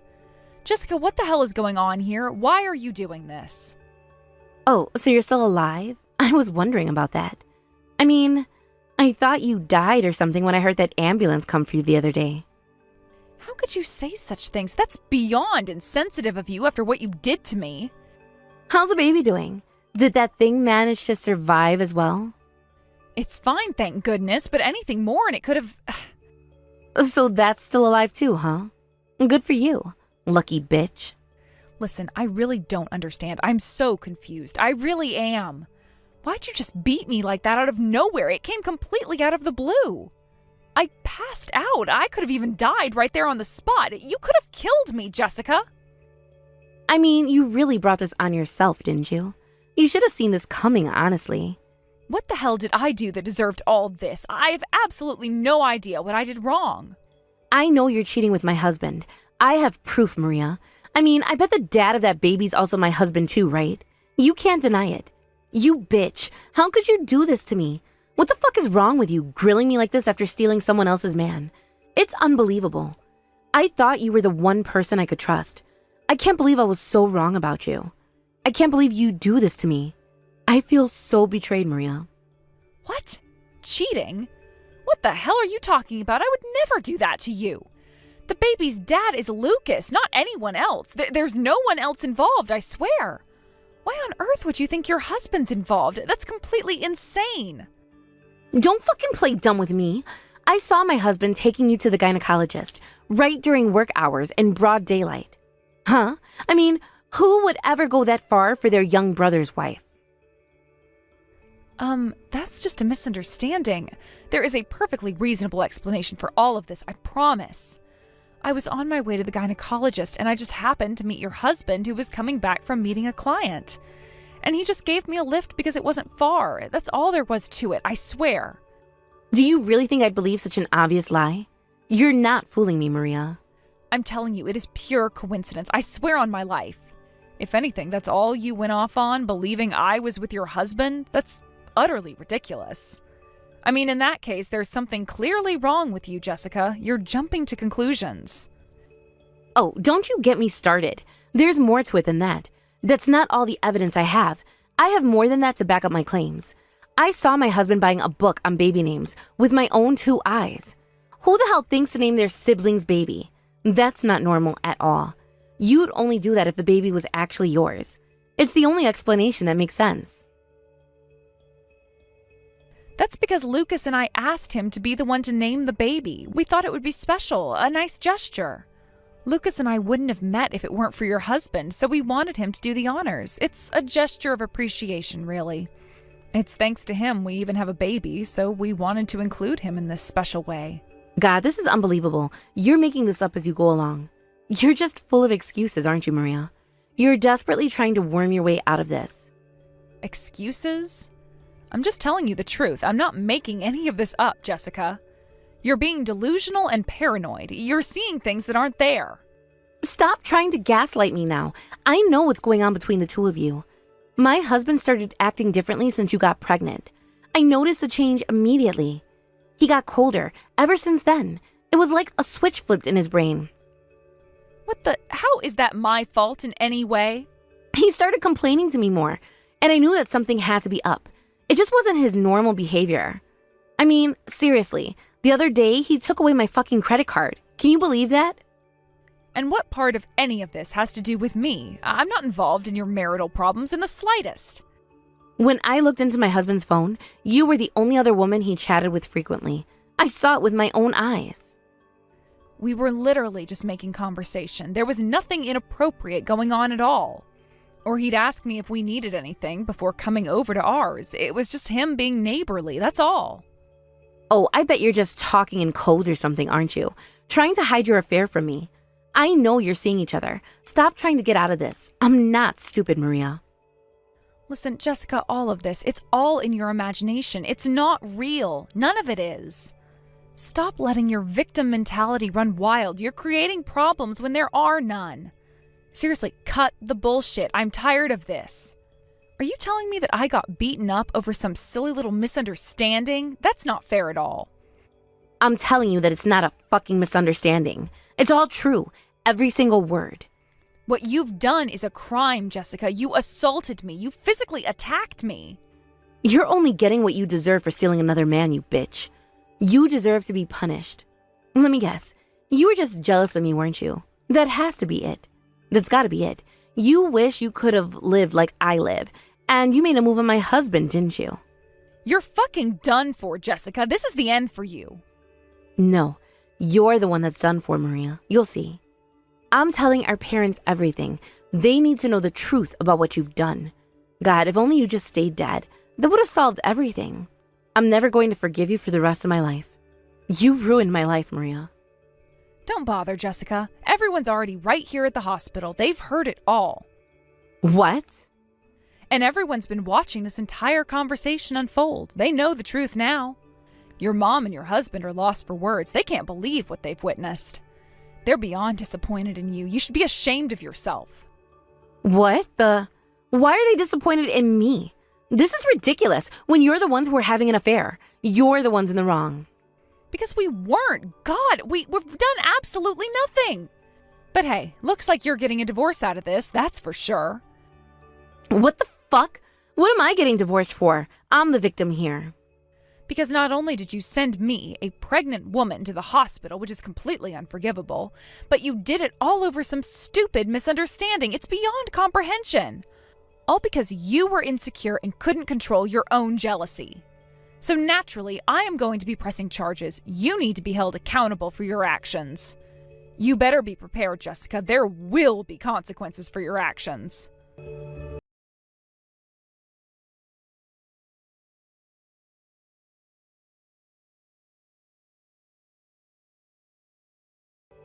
Listen, Maria, I'm so sorry. I truly am. I did such a terrible thing to you, and I regret it so much. I can't believe I actually did that. I want the chance to apologize to you properly, please. I need to make things right between us. Can I come over anytime soon? I'll come whenever it's convenient for you. Yeah, I don't need your apology. It is too late for that now. Oh, and you'll never meet me or Lucas ever again, so don't even try. Even if you do come, don't expect anyone to answer the door. We won't be there. Listen, as you know, I understand if you're upset with me. This was all because of some misunderstanding, right? That's all it was. Yeah, of course, I fucking know. How could I forget? I mean, I'm the one who got beaten up for some cheating I never even did. It's etched in my memory forever. But please, hear me out. I have something important to say to you. It's also my husband's fault for acting in such a suspicious way. He definitely played a part in this too. Well, I, for one, don't think that he acted in any way suspicious at all. He was just being himself. But he started acting cold all of a sudden, and that was a major red flag for me. Well, it's only natural that I suspect he found someone else. I mean, it happens all the time, right? I mean, you were the only other person I knew about, so I put two and two together and well... You call me the only other person, but that's only because I was just talking to him, right? There was nothing more to it than that. Listen, he's Lucas's brother, okay? It's like maybe an important connection to remember, no? If that isn't reason enough for him to come over to my place, I don't know what is. It is perfectly normal behavior for family. But see, I'm just really hot-headed, right? I have a bit of a temper, I'll admit. Once something gets in my head, it just becomes all I can think about, and so I acted impulsively. I really did. You're not the one who got sent to the hospital over someone else's stupid misunderstanding. Remember that. Do you actually understand the severity of what it is you've done? It was a serious assault, Jessica. Of course I do. I know I messed up badly. I beat you when you were with child. I could have hurt your baby. I know that. I know that what I've done is the worst of the worst. I'll never forgive myself for it. Well, it's too late to start regretting what you've done. The damage is already done. We're far beyond apologies at this point. There is no going back now. Besides, you do know that your husband was being cold because of the way you acted, right? He had his reasons. Yeah, so I've heard. I guess I deserve that. Apparently, he also took away my credit card because of my out-of-control spending, which is completely understandable. But he turned a blind eye to it until now. He let it slide for so long, and then all of a sudden he gets angry about it? It doesn't make any sense to me. I mean, it's not a stretch to imagine that something else is going on, no? It's suspicious behavior if you ask me. He told me that he's been warning you all about your excessive spending habits. He only took action because you never actually listened to him. He had no other choice in the matter. Who else do you have to blame for your reckless spending but yourself? You need to take responsibility for your own actions. Well, I never really felt as though I was spending that much, and he works at a famous company, so I thought we were well off. I didn't see the problem with it. Even if he is working at some big shot company, it doesn't change the fact that he's just one man. He can't support unlimited spending no matter how much he makes. I heard that you weren't always like this. You used to be more reasonable with your money. But that you started spending worse when you started social media. Is that true? Because after getting a baby, everyone just started acting differently. It was like they changed overnight. I mean, they stopped hanging out or drinking with me. It was beyond frustrating. And they just keep bragging about how wonderful it was to be a mother. It was constant. It got so annoying that I just wanted to live a life that I knew they couldn't, even if they wanted to. I wanted to be different from them. You sound surprised, but it doesn't take a genius to figure out that having kids will change things. It's a major life event after all. I'm sorry. Just please forgive me. I'm begging you, Maria. I'm sorry I caused you so much trouble, okay? I'll do absolutely anything to make it up to you. I'll stop overspending and I'll never lay a finger on you ever again, I promise. How stupid can you get? You really don't get it, do you? Do you think this is something you can just get past by simply apologizing? It's not that simple. I'm going to get divorced the way things are going right now. My marriage is over. And if you don't forgive me, my husband's actually going to leave me. I'll be all alone.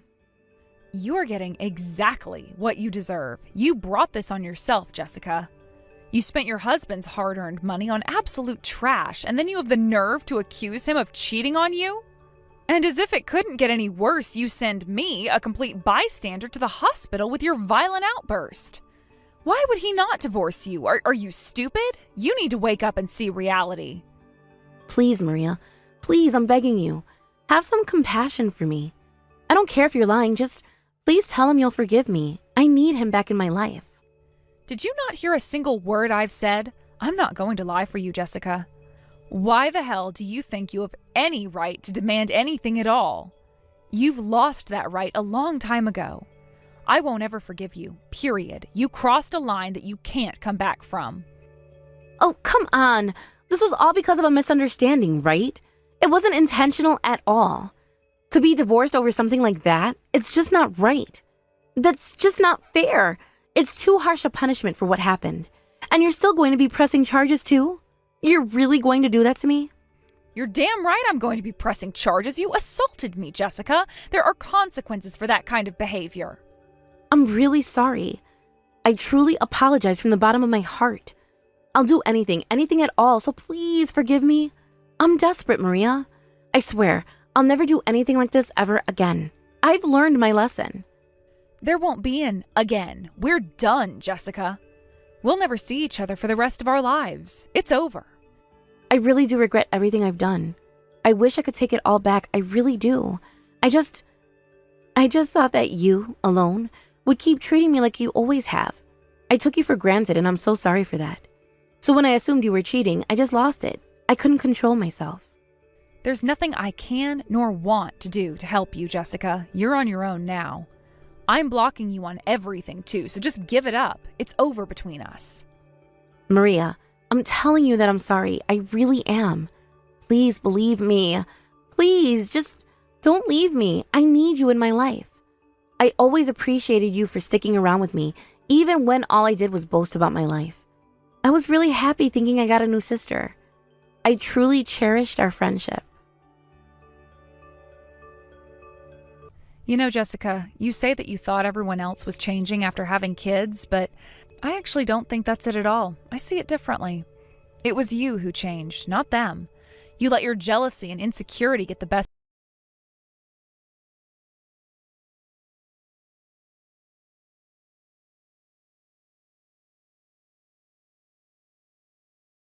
In the end, no one forgave Jessica, and she ended up getting divorced. It was inevitable, really. Apparently, her spending habits were in control when they had just gotten married, but that didn't last very long at all.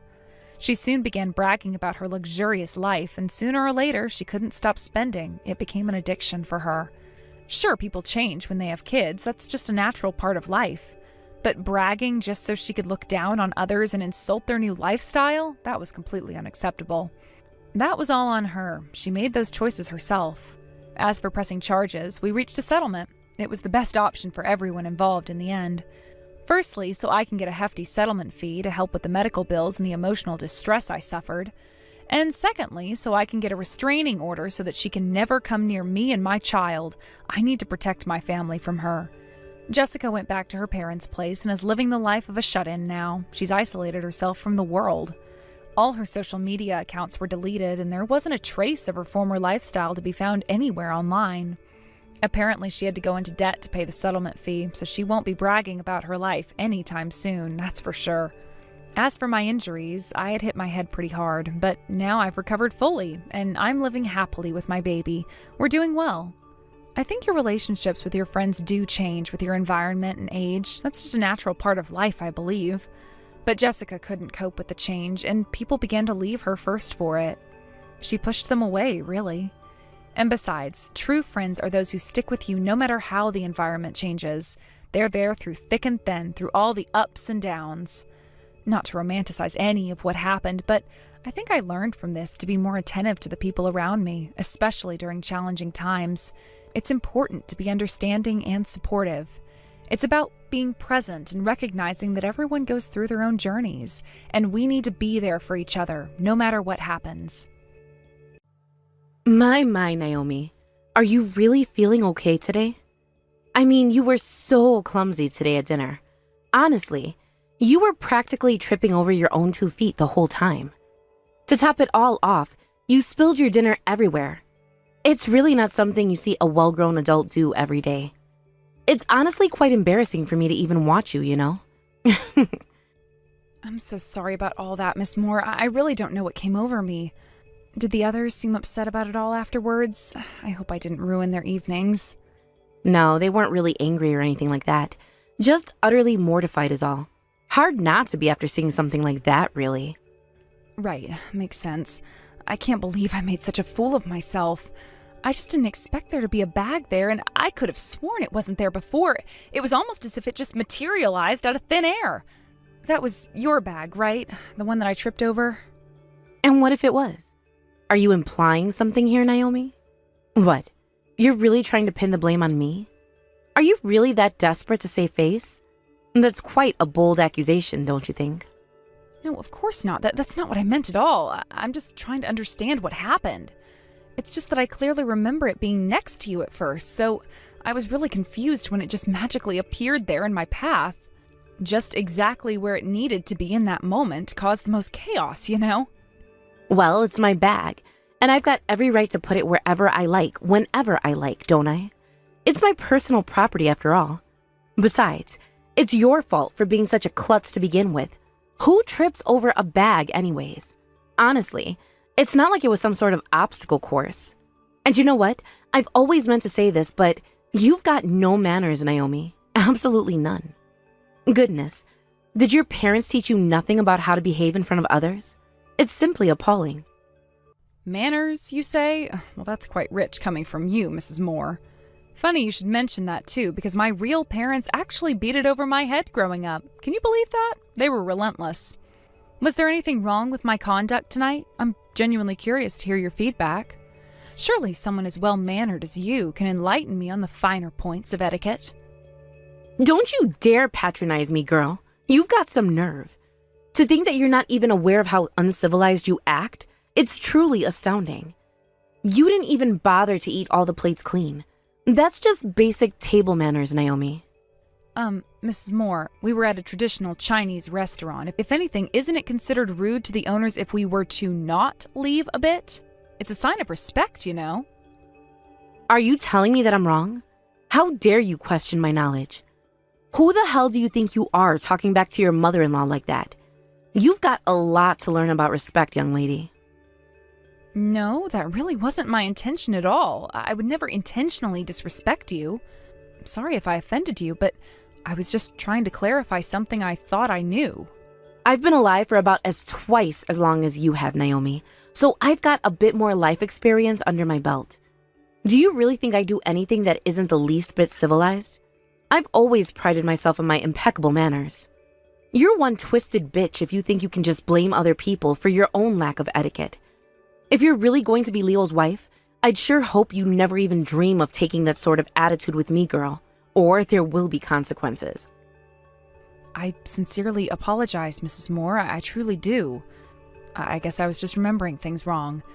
I must have mixed some things up. It's all a bit hazy now. You're damn right you did, Naomi. You've got a lot of work to do. Besides, you were all over the place in regards to other things, weren't you? It was like you were in your own little world. You've got no manners as well as not a modicum of civility. It's truly disheartening. I'm beyond embarrassed being the mother-in-law of someone like you. It's a constant source of shame. Again, I'm sorry to let you down in such a way. I'll try my hardest to improve. I'll do my best to live up to your expectations going ahead. I know I have a long way to go. Going ahead? When exactly is that going to be? You've been saying that for ages now. And what, you're going to do your best? Clearly that hasn't been enough until now, has it? You're far too lax for someone in your situation. You need to step up your game. Leo's such a kind boy, so he was defending you and all, but you should be embarrassed that he'd even have to in the first place. It reflects poorly on you. I mean, I'm out here only demanding what's expected of you, aren't I? It's not like I'm asking for the moon. We shouldn't even be having this conversation. It's a waste of my time. Leo's always been there for me, and he's never let me down. He's a true gem. I'll do my best so I won't keep having to depend on him like this, so that I can support him instead from now on. God, you're good at lining up excuses and saying the right things. I'll give you that. You've got a silver tongue. But anyone can talk all that talk. It means nothing. Actions speak louder than words, Naomi. I'm going to be moving in with the two of you from next month, right? That's the plan, isn't it? Yes, that's what I've heard from Leo. We're excited to have you join us. So I only want you to have at least a modicum of courtesy and etiquette by then. Is that too much to ask? I'm only saying this all for you, you know.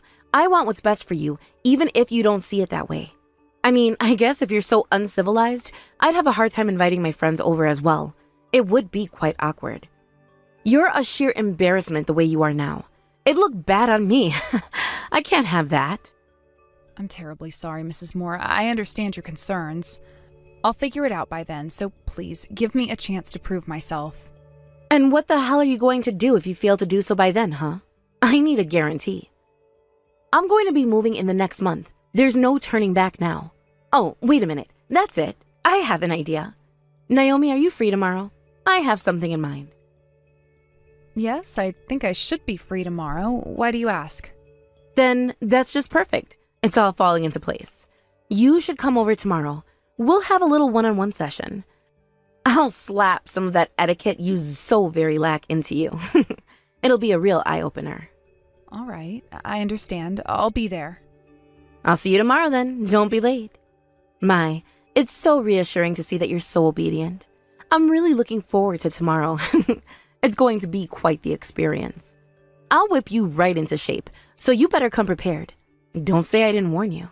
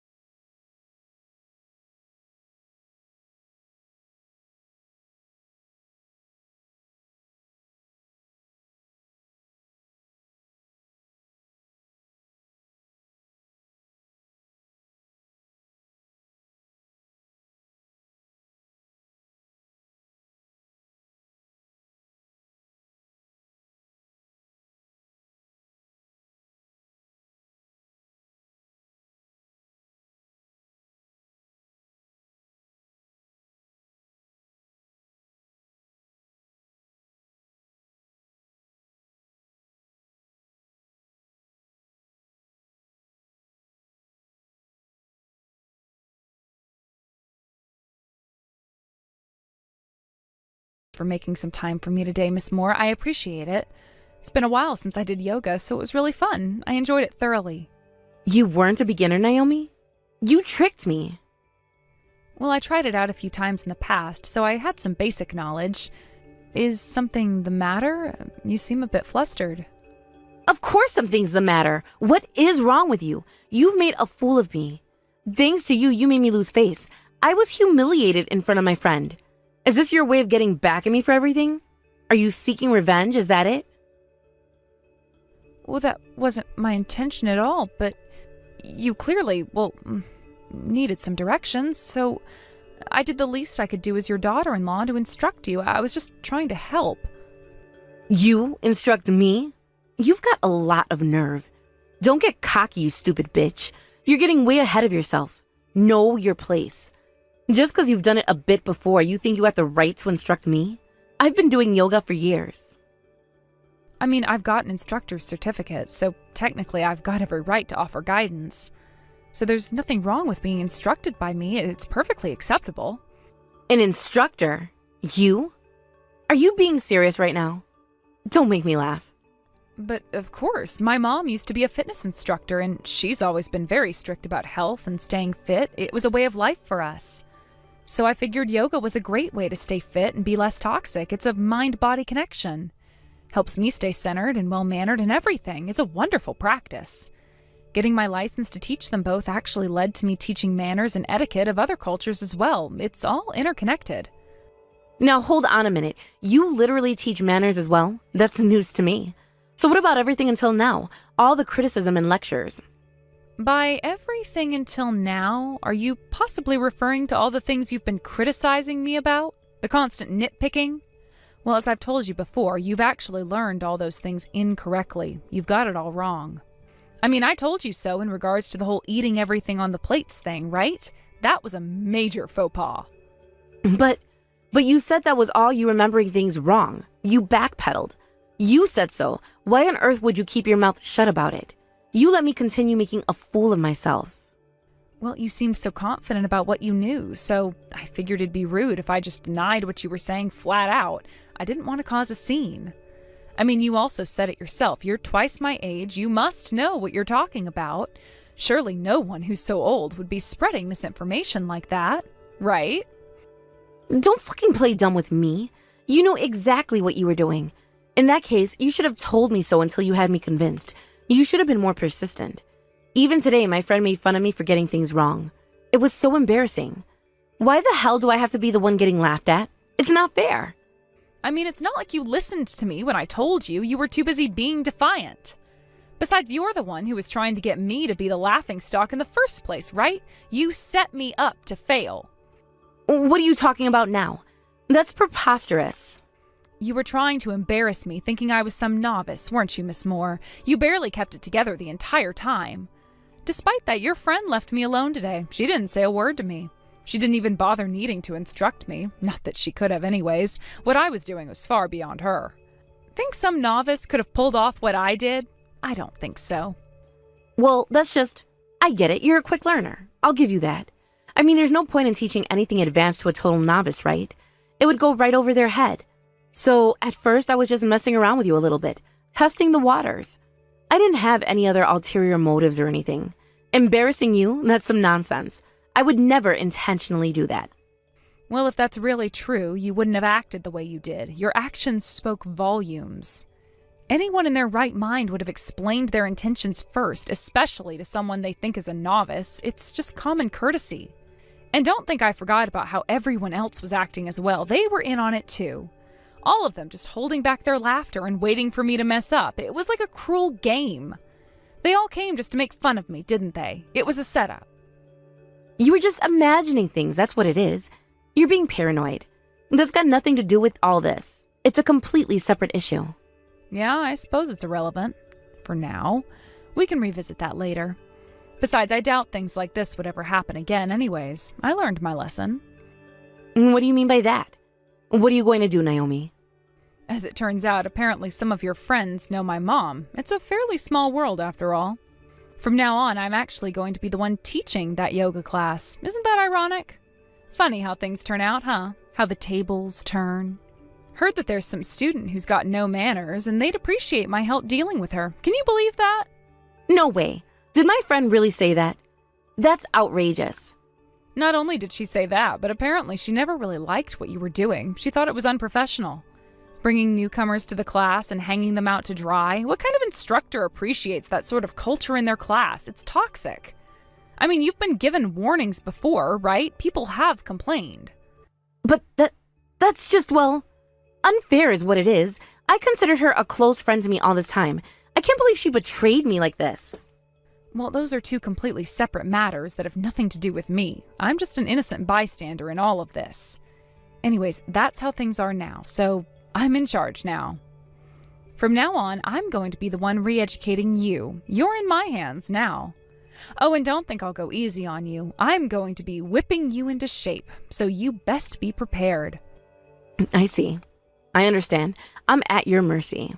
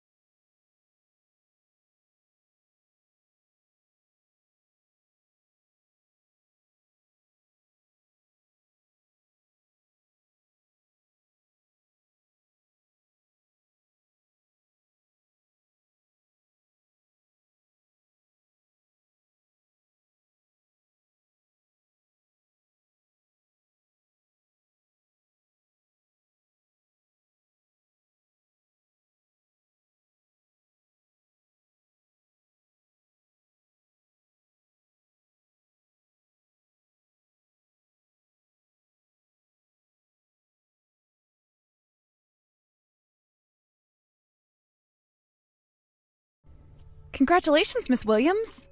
I heard everything from Liam. You're going to be moving out, right? Oh my, Mia. Thank you so much for reaching out to me like this. It's so thoughtful of you to check in on an old lady like me. That's right, dear. My husband's already passed away, so the house where I'm living right now is just a little too large for just little old me all alone. It's far too big for one person, really. Yeah, I can definitely imagine that it must be quite lonely in such a big empty house all by yourself. Just cleaning your room must be a hassle, let alone the rest of the house. It must be exhausting keeping up with it all. Right? That's exactly what I'm saying. A smaller place would be so much more manageable. Once I'm done moving, you and Liam should definitely come visit me in my new place, okay? It would be lovely to have you both over for tea or something. Oh, and don't forget to bring some gifts. It would be nice to have a little housewarming present. I'll make sure to bring something nice. I wouldn't dream of coming empty-handed. Oh, by the way, I've been meaning to ask, but where exactly are you going to be moving to? I'm curious to know where you'll be settling down. Where? Why, what's the matter all of a sudden, Mia? You seem a bit taken aback by my question. Why are you worrying about something like that? It's not really any of your concern, is it? Oh, no, I didn't mean anything by it at all, but I was just wondering if what Liam told me was actually correct. Are you really moving to that brand new apartment complex that was just recently built right in front of the station?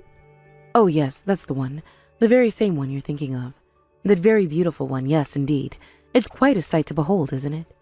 I went for a visitation a while back, and new places are just the absolute best, aren't they? Everything is so fresh and modern. There are so many wonderful facilities there, so I'm sure living there is going to be an absolute blast. I can't wait to enjoy all the amenities. I see. Well, I'm very glad to hear that you're so excited about it. It sounds like a lovely place to live. Just out of curiosity, if you don't mind me asking, how much is the rent there? I've heard it's quite pricey in that area. If I remember correctly, I think it's somewhere a little bit north of $2,000 a month. It's a bit steep, but worth it for the location and all the perks. Anyways, what are you interrogating me for all of a sudden, Mia? You're starting to sound like a detective. What are you going to do with all this information anyway? It's not really relevant to you, is it? $2,000 a month, huh? That's quite a lot of money. I hate to say this, but do you really have that much income coming in every month, Miss Williams? You're living off your pension, if I'm not mistaken, right? Oh, are you genuinely worried about how I'll be paying off my rent every month? Why, there's absolutely no reason to worry about that at all. Liam will be graciously paying for the entire thing. He insisted on it, actually. Wait, what? What do you mean by the entire thing? The whole rent every single month? I didn't hear a single thing about this from him at all. He never mentioned it to me. Oh, really? I didn't know that he hadn't mentioned it to you. That's odd. Well, what's the problem anyways, dear? It's not like it's coming out of your pocket. You're a housewife, right, Mia?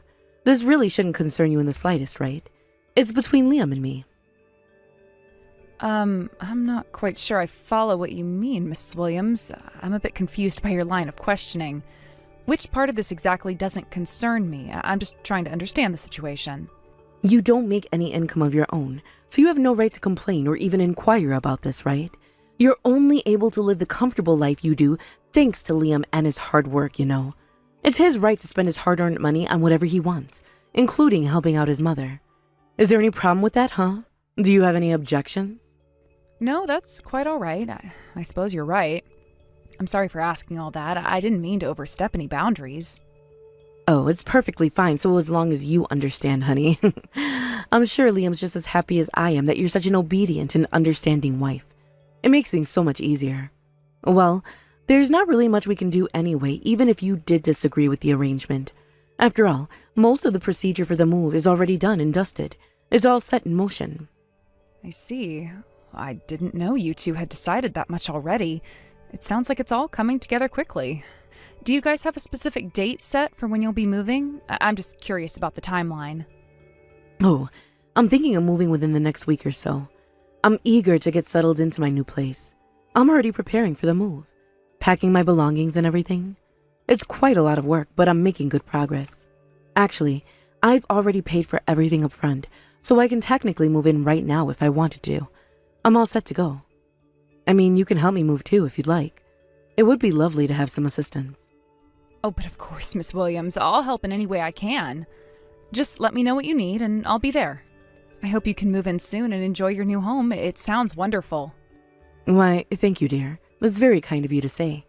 Well then, I think I might take you up on your offer and have you help me a little bit with the move. I could use an extra pair of hands. Oh, and also, take care of the whole rent thing with Liam, okay? Make sure he follows through on his promise. Of course, leave it to me. I'll make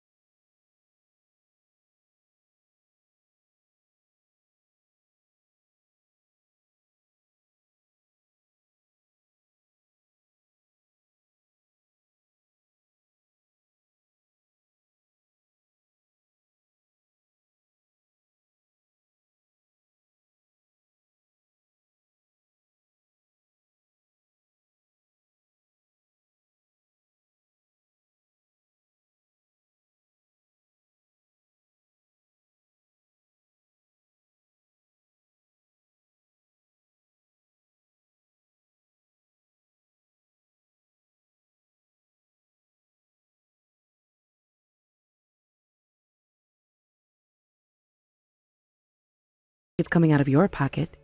You're a housewife, right, Mia? This really shouldn't concern you in the slightest, right? It's between Liam and me. You don't make any income of your own, so you have no right to complain or even inquire about them. So this is the grand birthday present you were talking about, huh? Kicking me out of my own home? How generous of you. Don't you dare come crying to me after kicking me out of the house I've lived in for years, Mom. You'll regret this. That's right. You're only able to live the comfortable life you do thanks to Liam and his hard work, you know. It's his right to spend his hard-earned money on whatever he wants, including helping out his mother. Is there any problem with that, huh? Do you have any objections? Oh, we'll see who the real sore loser is soon enough. Just you wait and see. Don't say I didn't warn you when that inevitable time comes. You'll be begging for forgiveness. Oh, it's perfectly fine, so as long as you understand, honey. I'm sure Liam's just as happy as I am that you're such an obedient and understanding wife. It makes things so much easier. Well, there's not really much we can do anyway, even if you did disagree with the arrangement. After all, most of the procedure for the move is already done and dusted. It's all set in motion. Oh, I'm thinking of moving within the next week or so. I'm eager to get settled into my new place. I'm already preparing for the move, packing my belongings and... Oh, really? Well, that's quite funny because I actually find you and Liam's situation more utterly laughable than mine, if I'm being completely honest with you. You're the ones who should be worried. Everything. It's quite a lot of work, but I'm making good progress. Actually, I've already paid for everything up front, so I can technically move in right now if I wanted to. I'm all set to go. Well, to put it in your own so eloquent words, Mom. Oh my goodness, just imagine letting your precious daughter-in-law run away and then becoming homeless yourself shortly after. I simply can't stop laughing at the sheer absurdity of it all. Something like that, right? How does it feel to have your own words thrown back at you? Thanks entirely to you and your brilliant plan, your precious son Liam is going to be homeless now, so... You can help me move too if you'd like. It would be lovely to have some assistance. Why, thank you, dear. That's very kind of you to say. Well then, I think I might take you up on your offer and have you help me It seems like you're just a tad bit confused about a couple of crucial things here, but I'm not actually a housewife at all, Miss Williams. I have a job, and a good one at that. If anything, it's your son who's the one with absolutely no income right now. He's the freeloader. A little bit with the move. I could use an extra pair of hands. Oh, and also, take care of the whole rent thing with Liam, okay? Make sure he follows through on his promise. Hey, Mia, what on earth are you doing? This isn't like we talked at all. This is completely unacceptable. Oh, don't you play dumb with me, young lady. Liam just told me, in no uncertain terms, that he couldn't pay for my rent after all. I thought you said you weren't going to get in the way of this anymore. To think that your precious Liam couldn't even sustain himself financially, so his hard-working wife had to start working to support the both of them, and then to top it all off, he had the audacity to lose his job in the end. It's just shameful. Well, most people would be far too embarrassed to even admit such a shameful and humiliating thing, wouldn't they? You promised me you wouldn't interfere. What are you talking about, Mia? Explain yourself. So, what about it? How does that lead to this current unfortunate situation? But that's the most likely cause of all this confusion and trouble, right? It's the only thing that makes sense. Well then, it's all entirely your fault, isn't it? You're the one who messed everything up. Well, believe whatever you will, Miss Williams. It doesn't really matter to me at this point. But you should seriously consider the very real and devastating ramifications of your son becoming homeless. It's not going to be pretty. I'm planning on moving into my new apartment tomorrow, and now I'm left high and dry. You cannot be serious. What the hell am I supposed to do now? I'm at my wit's end. Well, imagine, just for a brief moment, that everything I'm saying is entirely true. Every single word of it. In that case, what are you going to do with your ridiculously exorbitant rent being solely dependent on little Liam and his completely non-existent income? How will you survive? Do you honestly think you can pay for even next month's rent? What, all on your own, with no help from anyone at all? Because if you can't, well, that inevitably means you're out on the cold, unforgiving streets and homeless too. Just like me. Besides, you're just a housewife who doesn't even earn her own keep, relying on my son for everything. And you really thought you had any right whatsoever to talk about your husband's hard-earned money? What on earth were you thinking interfering like that? We wouldn't be in this horrendous situation if you hadn't said anything silly in the first place. You should have just kept your mouth shut. Do you really, truly understand the magnitude of what you've done to me, Mia? You've ruined everything. No, just forget it. I don't want you doing anything more to worsen this already. Yeah, whatever you say, Miss Williams. Believe what you want to believe. This whole situation has absolutely nothing to do with me anymore anyway. I am washing my hands of it. There really isn't any point in discussing this any further at this stage. It's a waste of my time. Well then, excuse me. I have better things to do than argue with a delusional old woman. Have a lovely life together with your son, out on the streets, begging for scraps. A terrible situation even further. You've done enough damage. God, I honestly didn't think my son would marry someone so utterly useless and incompetent. I'm surprised he's even still married to you, to be perfectly frank.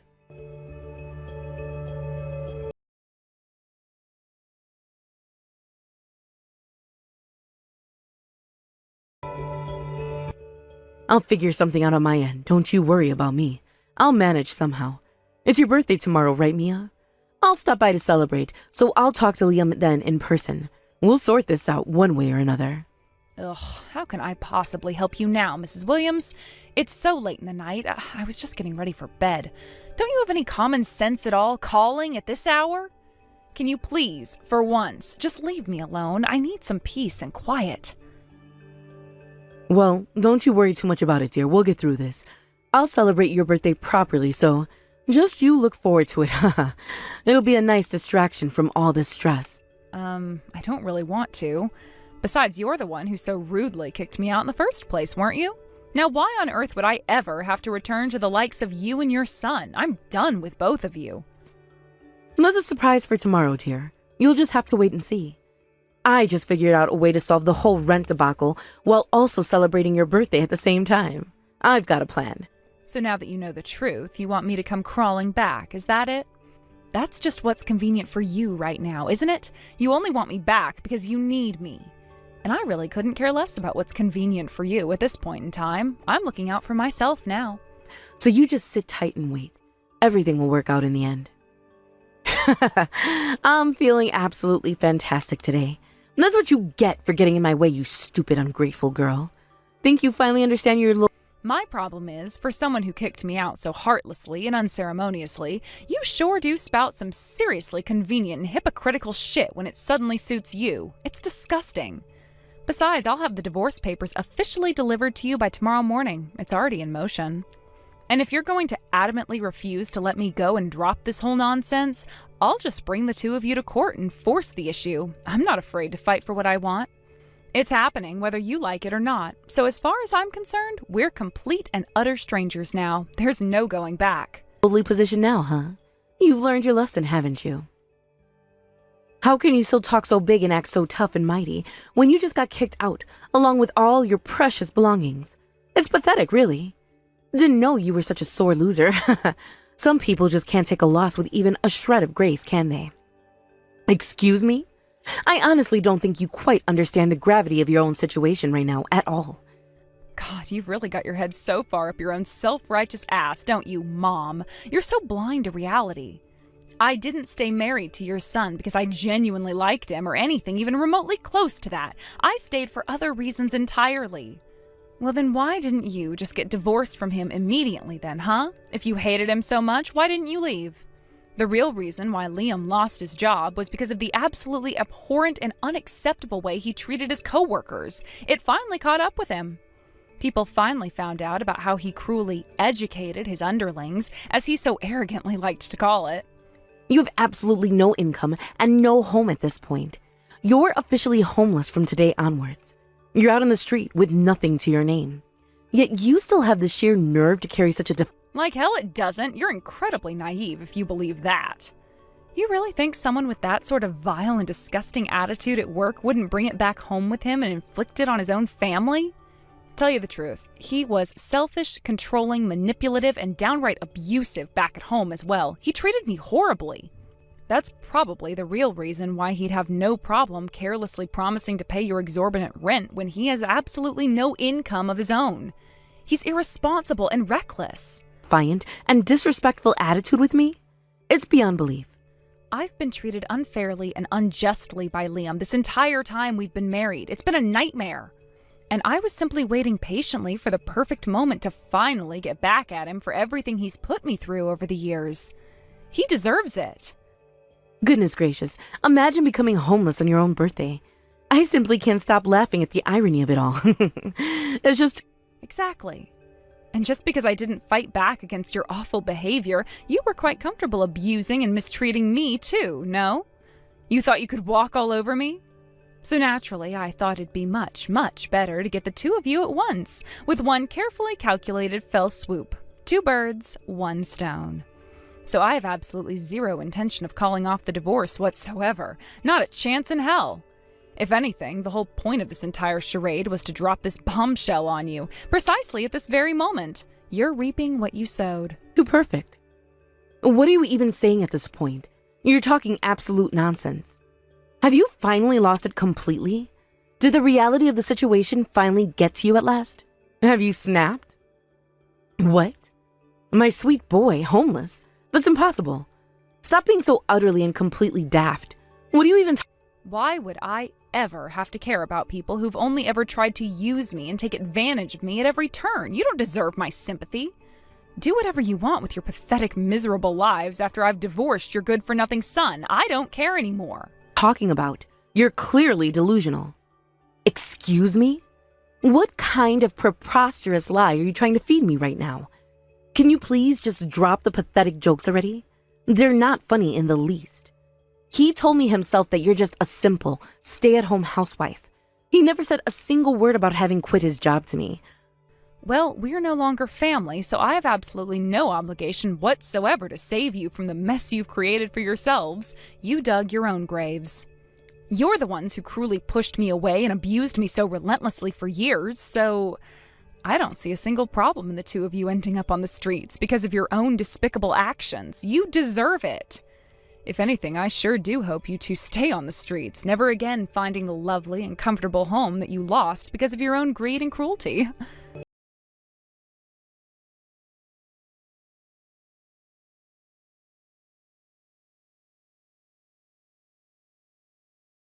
In the end, I had to drag those two stubborn and entitled asses to court, kicking and screaming the entire way, just to get officially divorced. It was an exhausting ordeal.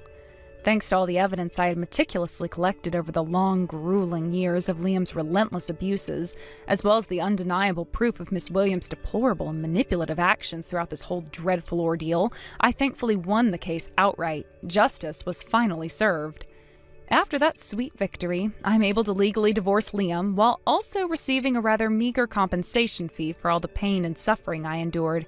It was a small consolation, but a consolation nonetheless. To be completely fair, the compensation wasn't all that much in consideration to their dire new financial situation, which was entirely their own fault. But the sheer fact that I managed to take some of their precious money they clearly didn't deserve, made for some incredibly sweet and satisfying revenge. It was a taste of their own medicine. I don't actually know what ultimately happened to the two of them after that fateful day in court, so I honestly can't say for certain if they're really homeless and destitute or not. Though knowing them and their complete lack of financial responsibility, I am absolutely sure it's no easy life they've inadvertently found themselves in now. They have no one to blame but themselves. As for me, I can easily and comfortably afford my own place now, all thanks to the fact that I got a well-deserved promotion at work. My hard work and dedication finally paid off. So no, I am absolutely not homeless. Not even close, in fact. I'm thriving. Plus, now that I no longer need to financially sustain that lazy, good-for-nothing bum Liam, I'm living quite comfortably and treating myself well, as I absolutely should. I've earned it. Now that I've finally managed to put those two toxic people behind me for good, I'm planning on living my life to the absolute fullest from now on, without any regrets. I'm free, and it feels amazing. Hey, Kyle? I don't ever slow up, no I don't take shit. I got no love for the fakeness. If you wanna play tough and wanna hate this, I'll always show up. I don't ever slow up, no I don't take shit. I got no love for the fakeness. If you wanna play tough and wanna hate this, I'll always show up and make a statement. I don't ever slow up, no I don't take shit. I got no love for the fakeness. If you wanna play tough and wanna hate this, I'll always show up and make a statement. Everything I do so instinctive instinctive and so passionate. Every word I move so descriptive like an adjective. I got a vendetta against people who patented being negative when you should be getting after it. I got facts over tracks, this and that. Spitting slow, spitting fast, I could roast, I could gas. Think I'm okay at last, but I don't know if that can erase all the past. And the pettiness, a reflection of the emptiness. Hilarious, you think you're worth my time, you're delirious. Mysterious, because you hide behind a fake exterior. Inferior, you know I'll always be a bit superior. Get off of me, this ain't no humble brag. I want you to hear words, you can say them back. I want you to feel free from the chains at last, and to believe in what you got, it was built to last, yeah.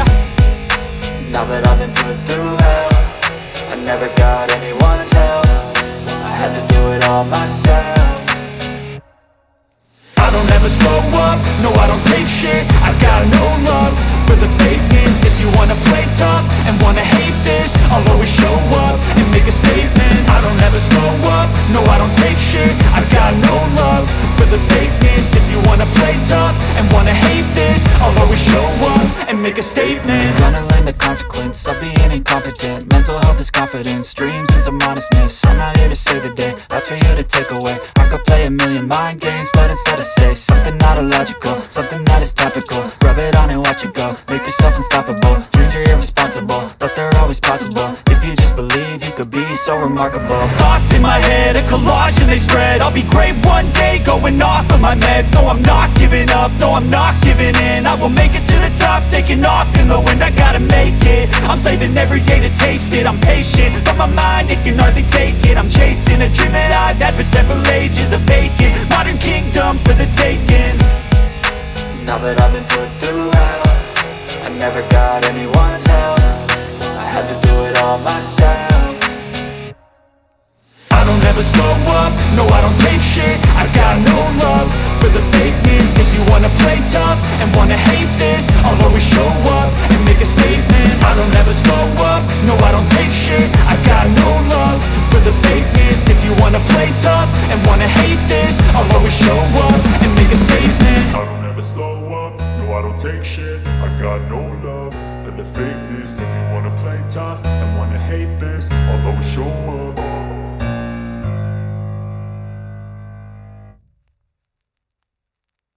I don't ever slow up, no I don't take shit. I got no love for the fakeness. If you wanna play tough and wanna hate this, I'll always show up. I don't ever slow up, no I don't take shit. I got no love for the fakeness. If you wanna play tough and wanna hate this, I'll always show up and make a statement. I don't ever slow up, no I don't take shit. I got no love for the fakeness. If you wanna play tough and wanna hate this, I'll always show up and make a statement. Everything I do so instinctive and so passionate. Every word I move so descriptive like an adjective. I got a vendetta against people who patented being negative when you should be getting after it. I got facts over tracks, this and that. Spitting slow, spitting fast, I could roast, I could gas. Think I'm okay at last, but I don't know if that can erase all the past. And the pettiness, a reflection of the emptiness. Hilarious, you think you're worth my time, you're delirious. Mysterious, because you hide behind a fake exterior. Inferior, you know I'll always be a bit superior. Get off of me, this ain't no humble brag. I want you to hear words, you can say them back. I want you to feel free from the chains at last, and to believe in what you got, it was built to last, yeah. Now that I've been put through hell, I never got anyone's help. I had to do it all myself. I don't ever slow up, no I don't take shit. I got no love for the fakeness. If you wanna play tough and wanna hate this, I'll always show up and make a statement. I don't ever slow up, no I don't take shit. I got no love for the fakeness. If you wanna play tough and wanna hate this, I'll always show up and make a statement. Gonna learn the consequence of being incompetent. Mental health is confidence, dreams into modestness. I'm not here to save the day, that's for you to take away. I could play a million mind games, but instead I say something not illogical, something that is topical. Rub it on and watch it go, make yourself unstoppable. Dreams are irresponsible, but they're always possible. If you just believe, you could be so remarkable. Thoughts in my head, a collage and they spread. I'll be great one day, going off of my meds. No, I'm not giving up, no, I'm not giving in. I will make it to the top, taking off in the wind. I gotta make it, I'm saving every day to taste it. I'm patient, but my mind, it can hardly take it. I'm chasing a dream that I've had for several ages. A vacant, modern kingdom for the taking. Now that I've been put through hell, never got anyone's help. I had to do it all myself.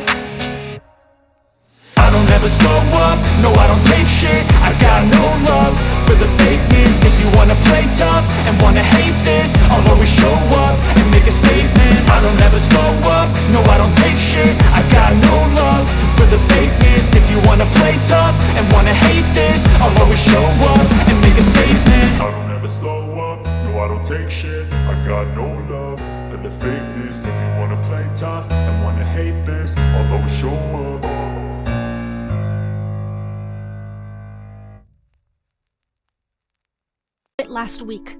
Last week. This whole time you were planning to leave. All those late nights at work. Were you with her? Planning your escape?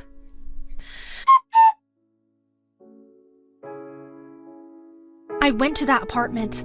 She says you're not there. But I saw your suitcase through the window. I saw you. You ducked when you saw me. Real mature.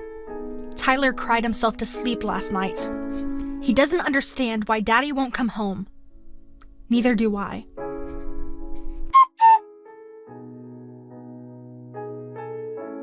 The divorce papers were submitted. Just like you wanted. I hope she's worth it. Worth destroying your family for. Worth abandoning your son. I never thought you'd be that kind of man. This kind of father.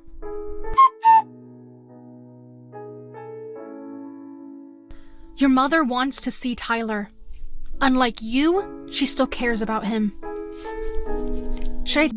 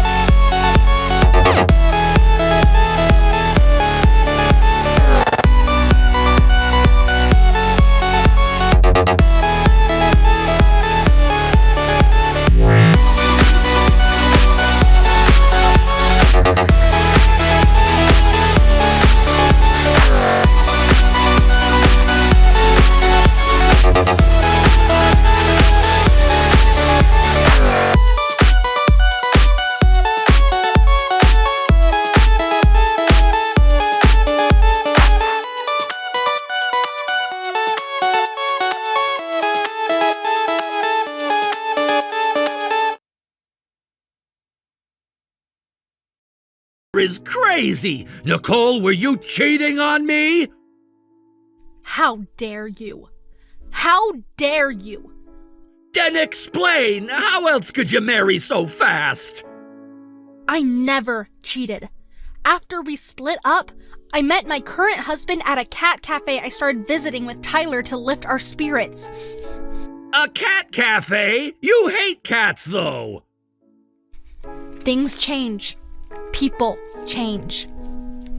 I don't want to hear about that. Either way, it's way too fast. This can't be real. You're not this type of person. What type of person I am? You're practical, careful. You wouldn't rush into marriage. Oh, I don't want to hear that from someone who had an affair and ran away. Oh, did you think I didn't know? Remember when I said I wanted to talk about your business trip? That was about your affair.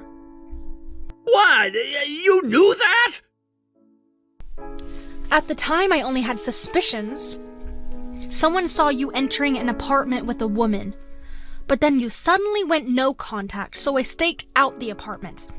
That is how I confirmed the affair and had it investigated. You were watching me for a year? You think I'd waste that much money on you? I was busy being a single parent working and taking care of our child. Though that wasn't much different from when we were married. But you knew where I was, right? Yes, I could have caught you anytime. Then why didn't you come? If you knew where I was, why didn't you try to stop me? Stop you? Why would I? Because we were married! Were we? Because it didn't feel like it. Not for a long time. What does that mean? When was the last time you asked about my day? About Tyler's day? When was the last time you helped with anything? I was working! I don't ever slow up, no I don't take shit. I got no love for the fakeness. If you wanna play tough and wanna hate this, I'll always show up. I don't ever slow up, no I don't take shit. I got no love for the fakeness. If you wanna play tough and wanna hate this, I'll always show up and make a statement. I don't ever slow up, no I don't take shit. I got no love for the fakeness. If you wanna play tough and wanna hate this, I'll always show up and make a statement. Everything I do so instinctive and so passionate. Every word I move so descriptive like an adjective. I got a vendetta against people who patented being negative when you should be getting after it.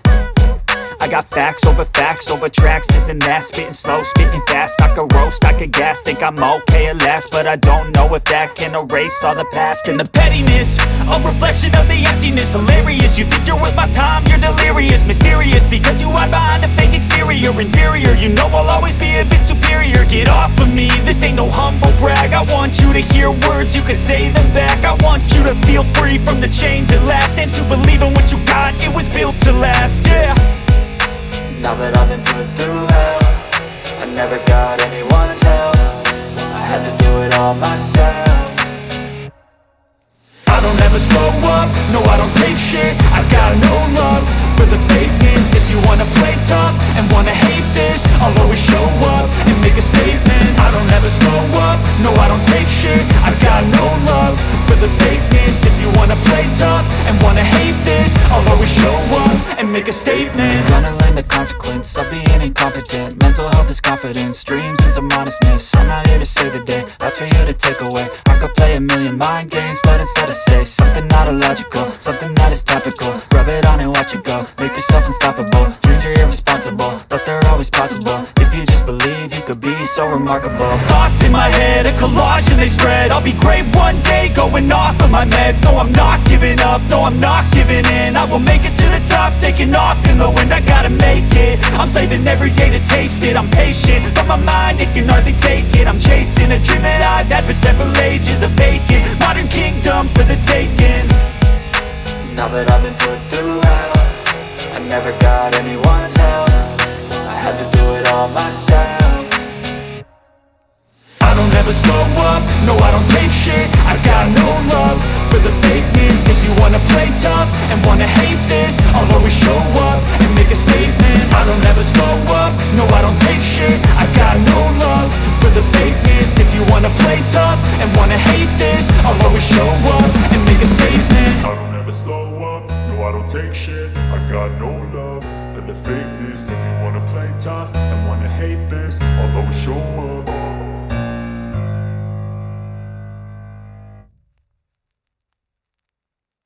Nicole, please, give this pathetic man one more chance. Don't ignore me. Please respond. Miss Nicole, please talk to me. Miss Nicole? Really? I just want to show respect. A year too late. I am truly sorry for everything. Due to my incompetence, I've caused you trouble this past year, but I just can't give up. The remarriage thing is a lie, right? I know you. You're too practical to remarry so quickly. So let's talk again. If we talk properly, I'm sure you'll understand. You won't abandon me, right? Abandon you? Poor choice of words. I just mean... Excuse me. This is Kyle, correct? Sorry. I'm Marcus, Nicole's husband. Who is this really? Nicole isn't remarried. Trying to trick me won't work. I'm not trying to trick you. Nicole's in the bath right now. She asked me to respond if you contacted her. Prove it! Prove what exactly? That you're really her husband. I don't need to prove anything to you. That's a lie. This whole thing is, it has to be. It's the truth. You've already heard from our lawyer, right? You must have noticed Nicole's surname has changed. Anyone can change records. This is all fake. You're probably some guy she hired. You seem to be in denial. Should I remind you of the day you left? The suitcase you took? The apartment on 7th Street? How? She told you? I know everything, Kyle. Every detail. No, I don't believe it. I see. Well, the fact remains that Nicole and I are married, so please stop contacting her. There won't be a next time. You have no right to come between me and Nicole. It's pointless trying to break us up. Besides, she has a kid. She has Tyler, my son. You can't possibly love a child that isn't yours. Actually, I can't have children, so I'm raising Tyler as if he were my own. He's a wonderful boy. Oh, so you're shooting blanks. You're defective merchandise. Is that why you had to settle for someone else's family? You should be careful with what you say. Besides, if anyone's defective, it's you. You abandoned Nicole and Tyler and disappeared. You only contacted her because your affair ended and because you're in financial trouble, right? How? Well, what do you know about my finances? Everything. The gambling debts, the loans, the credit cards. How do you know all this? How do I know? I've been monitoring you this whole time. For a year? You hired investigators to watch me? Do you know how much that costs? Plus, Nicole said she didn't do anything like that. Yes, she didn't, but I did it thoroughly. My family gave me their full support. I did it personally, just in case something happened. Turns out it was worth it. I didn't expect you to return after a year, but Nicole's ready to fight now, so it wasn't wasted effort. Your family? Who exactly are you? Someone who protects what he loves. If you investigated me, then you know. Yes, about your substantial debt, too. The gambling houses, the loan sharks, the missed payments. Then you know demanding damages is pointless. I have no money. Tell her it's useless. I won't pay a single cent. That's where you're wrong. Don't worry, I'll handle it. We've arranged a job for you. If you don't have money, you can earn it. What kind of job? One suitable for your skills, or lack thereof. You think I'll do what you say? You think you can control my life? Yes, I think you'll comply, or rather, you'll have to. I've sent some people to your apartment. They should be there soon. Nicole's out of the bath now, so I'll hand the phone over. Hey, wait! What? What do you mean by that? What people? Who are you? It's Nicole. Looks like you made someone very dangerous, very angry. Nicole, what's happening? Who is this guy really? Someone who takes care of his family. Nicole, the remarriage thing is a lie, right? Please tell me it's a lie. This guy is insane. Give it up. Your life too. I didn't think I'd marry again after just a year either. But you know what? Soulmates really do exist. Soulmates? The Nicole I knew would never say something like that. You never knew me. Not really. What are you saying? Nicole, you're being tricked. He said some crazy things about sending people to my apartment, arranging jobs. He can do all that. Marcus comes from one of the wealthiest families in America. He can do things normal people can't. What? What kind of family? The kind that makes problems disappear. Someone's at my door. Already? They're efficient. Who are they? Well then, better start earning. You've got child support and affair damages to pay off. There's 3 of them in suits. They look like Yakuza. Not Yakuza, just very professional debt collectors. They're knocking. What do I do? Answer the door. What if I don't? They'll let themselves in. Wait, hold on. We can talk this out. We can... I was wrong. No, I am wrong. I'll work and pay back child support and damages. That's the idea. But I mean on my own terms, at my own job.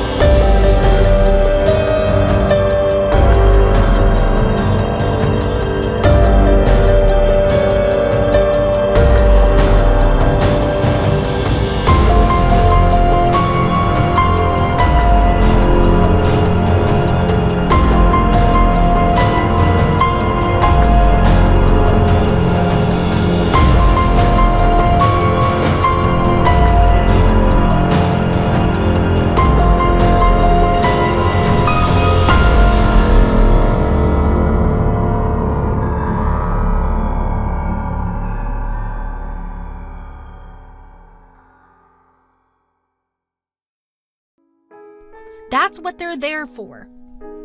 They're showing me papers! A contract! Your new employment contract. With benefits. And one of Marcus's companies? A subsidiary. Entry-level position. The salary! This is barely minimum wage!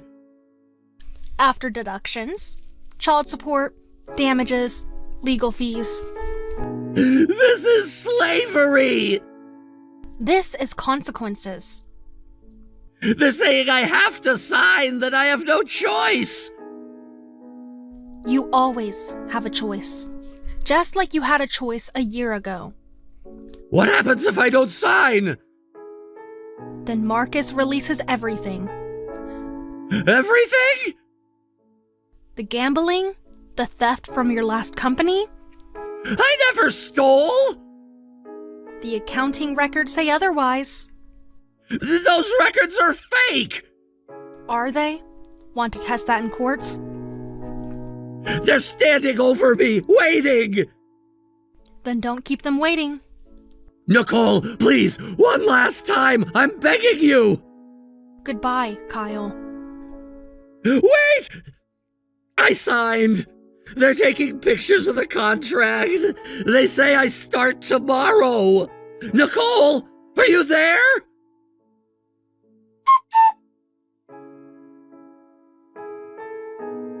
They took my passport. They say I'm not allowed to leave the city. Is this legal? Ask your lawyer. I can't afford a lawyer. Then I guess you'll never know. They picked me up this morning in a black car. They're watching me. Better do a good job then. How long will this go on? Until your debt is paid. And how long is that? That depends on you. Your performance reviews, your attitude. So I'm trapped. I don't ever slow up, no I don't take shit. I got no love for the fakeness. If you wanna play tough and wanna hate this, I'll always show up. I don't ever slow up, no I don't take shit. I got no love for the fakeness. If you wanna play tough and wanna hate this, I'll always show up and make a statement. I don't ever slow up, no I don't take shit. I got no love for the fakeness. If you wanna play tough and wanna hate this, I'll always show up and make a statement. Everything I do so instinctive and so passionate. Every word I move so descriptive like an adjective. I got a vendetta against people who patented being negative when you should be getting after it. I got facts over tracks, this and that. Spitting slow, spitting fast. I could roast, I could gas. Think I'm okay at last, but I don't know if that can erase all the past. And the pettiness, a reflection of the emptiness. Hilarious, you think you're worth my time, you're delirious. Mysterious, because you hide behind a fake exterior. Inferior, you know I'll always be a bit superior. Get off of me, this ain't no humble brag. I want you to hear words, you can say them back. I want you to feel free from the chains at last, and to believe in what you got, it was built to last, yeah. Now that I've been put through hell, I never got anyone's help. I had to do it all myself. I don't ever slow up, no I don't take shit. I got no love for the fakeness. If you wanna play tough and wanna hate this, I'll always show up and make a statement. I don't ever slow up, no I don't take shit. I got no love for the fakeness. If you wanna play tough and wanna hate this, I'll always show up and make a statement. Gonna learn the consequence of being incompetent. Mental health is confidence, dreams into modestness. I'm not here to save the day, that's for you to take away. I could play a million mind games, but instead I say something not illogical, something that is topical. Rub it on and watch it go, make yourself unstoppable. Dreams are irresponsible, but they're always possible. If you just believe, you could be so remarkable. Thoughts in my head, a collage and they spread. I'll be great one day, going off of my meds. No, I'm not giving up, no, I'm not giving in. I will make it to the top, taking off in the wind. I gotta make it, I'm saving every day to taste it. I'm patient, but my mind, it can hardly take it. I'm chasing a dream that I've had for several ages. A vacant, modern kingdom for the taking. Now that I've been put through hell, I never got anyone's help. I had to do it all myself. I don't ever slow up, no I don't take shit. I got no love for the fakeness. If you wanna play tough and wanna hate this, I'll always show up and make a statement. I don't ever slow up, no I don't take shit. I got no love for the fakeness. If you wanna play tough and wanna hate this, I'll always show up and make a statement. I don't ever slow up, no I don't take shit. I got no love for the fakeness. If you wanna play tough and wanna hate this, I'll always show up.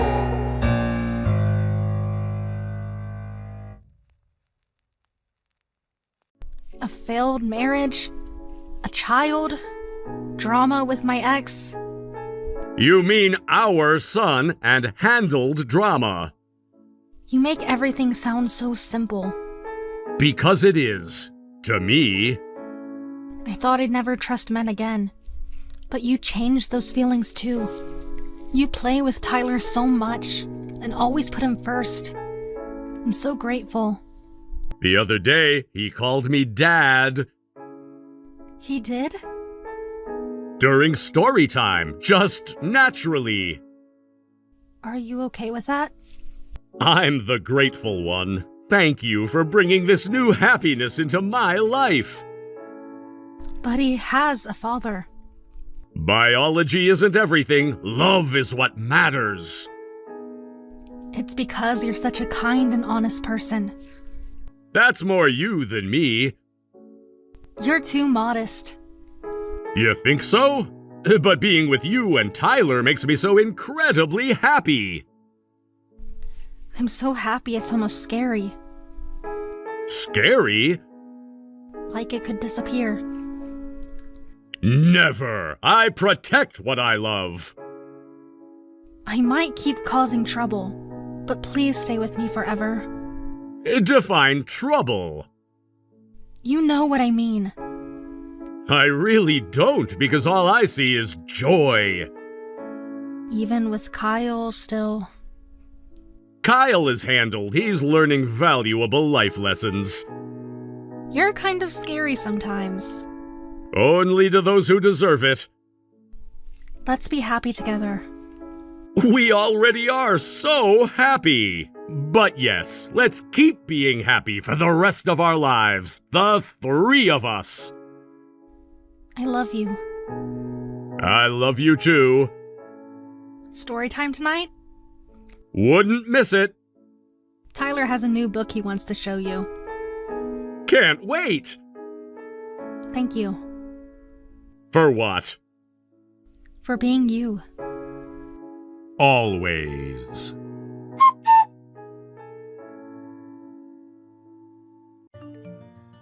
Hey, babe, I've been thinking about getting a new car. Is it okay if I go ahead with the contract? A car? What kind of car? Don't you already have one? Yeah, but I've been looking at some really nice models lately. There's this great deal at the dealership near my work. We just paid off your previous car loan 3 months ago, though. Why are you suddenly thinking about getting a new car? It's already 3 years old. Don't you think it's time for a new one? 3 years isn't really that old. We don't need to buy a new one when the current one still works fine. Plus, you barely use it once a week, if that.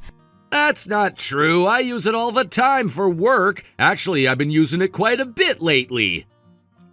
Really? Because I checked the mileage when I use it for groceries. It's only gone up about 100 miles in the past month. You're checking the mileage now? For what? Don't you trust me? It's not about me not trusting you. I just notice these things when I fill up the gas tank. Which I always do, by the way.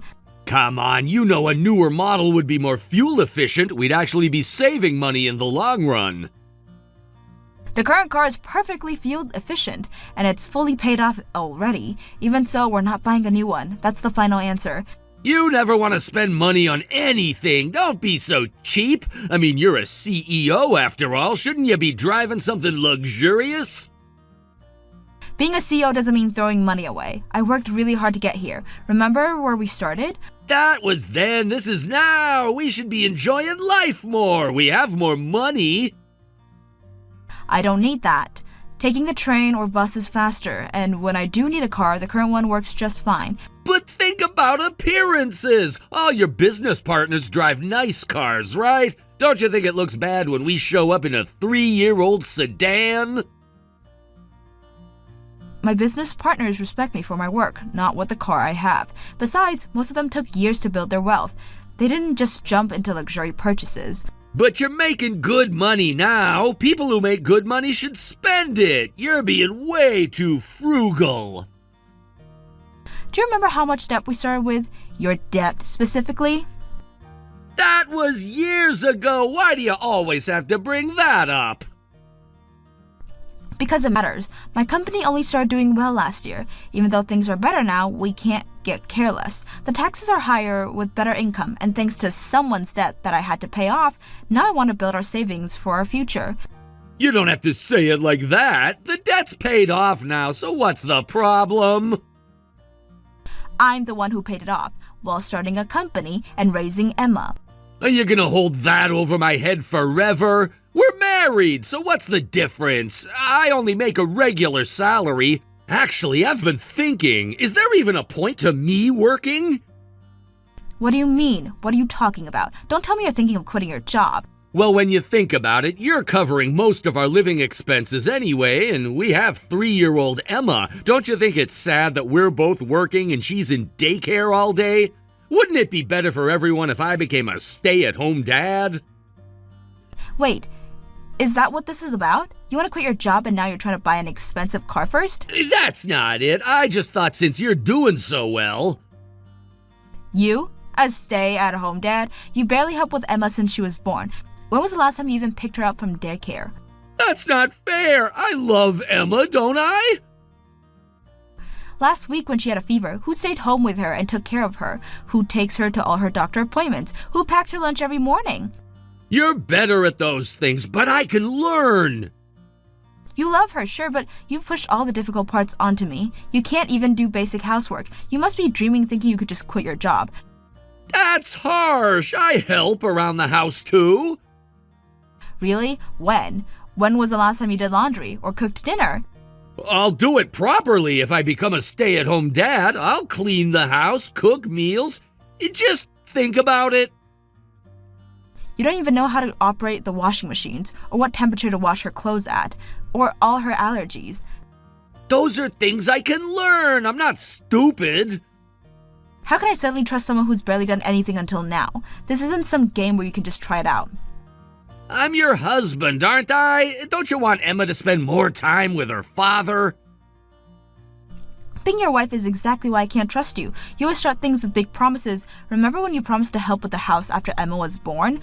This is different. I'm serious this time. Why now? Why do you suddenly want to be involved? I told you I thought it would be good for you and Emma. I've been thinking about our family a lot lately. True, it will be helpful if you were home. It would be better for everyone to spend more time with their parent. Right, Emma's still little, and you're busy, so I want to help where I can. I can take her to the park every day, make her healthy meals every day. You don't even know what she likes to eat, or her nap schedule, or her favorite games. You don't really know anything. I can learn all that. I'll figure it out. Give me a chance. But I can't just picture you as a stay-at-home dad. You get frustrated so easily. Remember when she wouldn't stop crying at the restaurant? That was different. Don't worry. I can do it. You know, being a stay-at-home parent is harder than office works, right? No breaks, no weekends, constant attention needed. I understand that. I've thought about it a lot. Have you really? Then let's try something. What do you mean? Try handling all the housework and children by yourself for a while. I'll judge if I can really trust you with it. Show me you're serious. Like a trial period? How long is a while? About a month, I guess. That should be enough time to see if you're serious about this. A month? I mean, I still have my job. That's a lot to handle at once. I'm not saying you have to do everything. I want to see how much you can handle while working. If you can't handle both, how can I trust you with just one? You have a point. Fine. 1 month trial it is. Then let's start today. I'll make a list of Emma's schedule and needs. Today? Can we start tomorrow instead? Do you have plans? It's already 4 p.m. I have dinner with my boss and a client today. It's an important meeting. Convenient timing. But fine, tomorrow works. We can start tomorrow. Thanks. I'll work hard to make things easier for you. You'll see I can be reliable. We'll see. I'll leave Emma's schedule on the kitchen counter, along with the cleaning supplies list and meal planning guide. That's a lot, but I can handle it. You wanted this. Show me you mean it. I will. Tomorrow's a new start. You won't regret giving me this chance.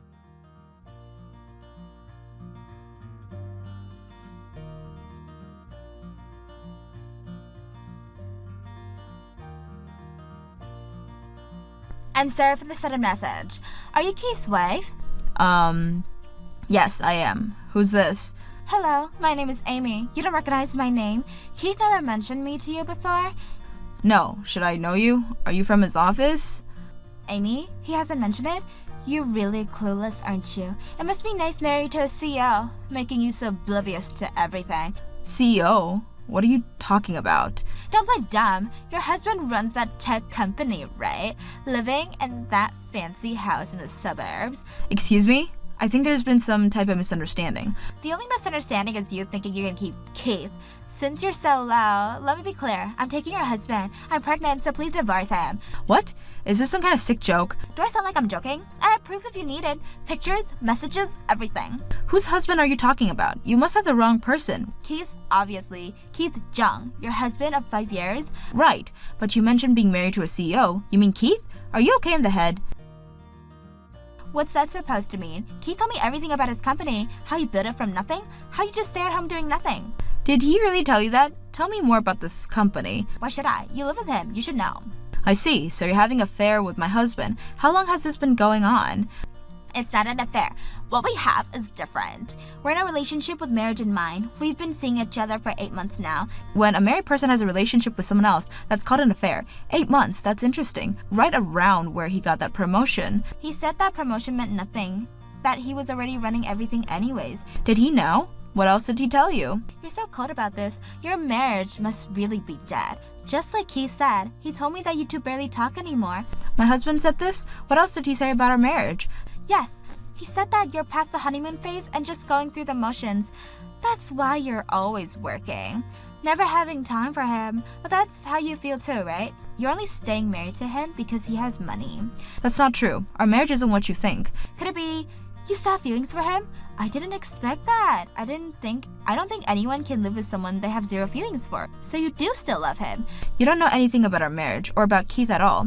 I know enough. I know he's unhappy, that he wants a real family. But I'm sorry. I'm 6 months pregnant with his baby. I'm definitely having this baby, and you don't have any kids, right? Did Keith tell you about that too? That we don't have kids? Well, he never mentioned any. He said he wanted to start a family.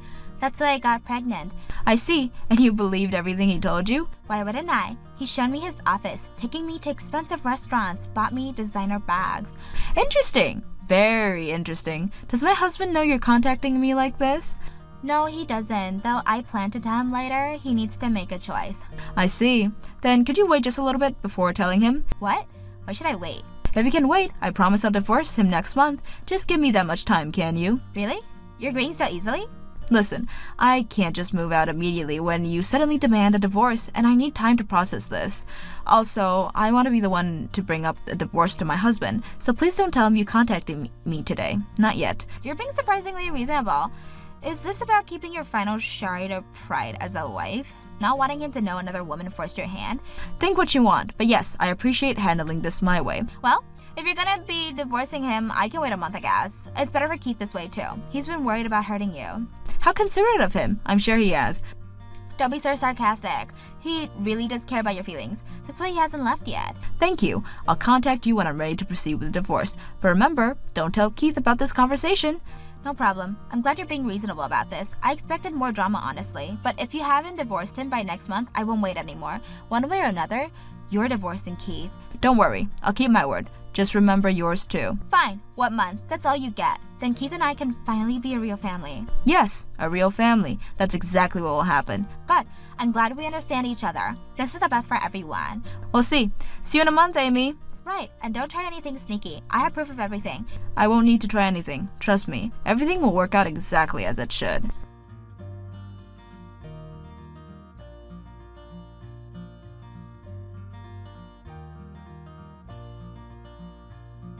Hey, what's going on? Keith just told me he wants to break up with me. What's that about?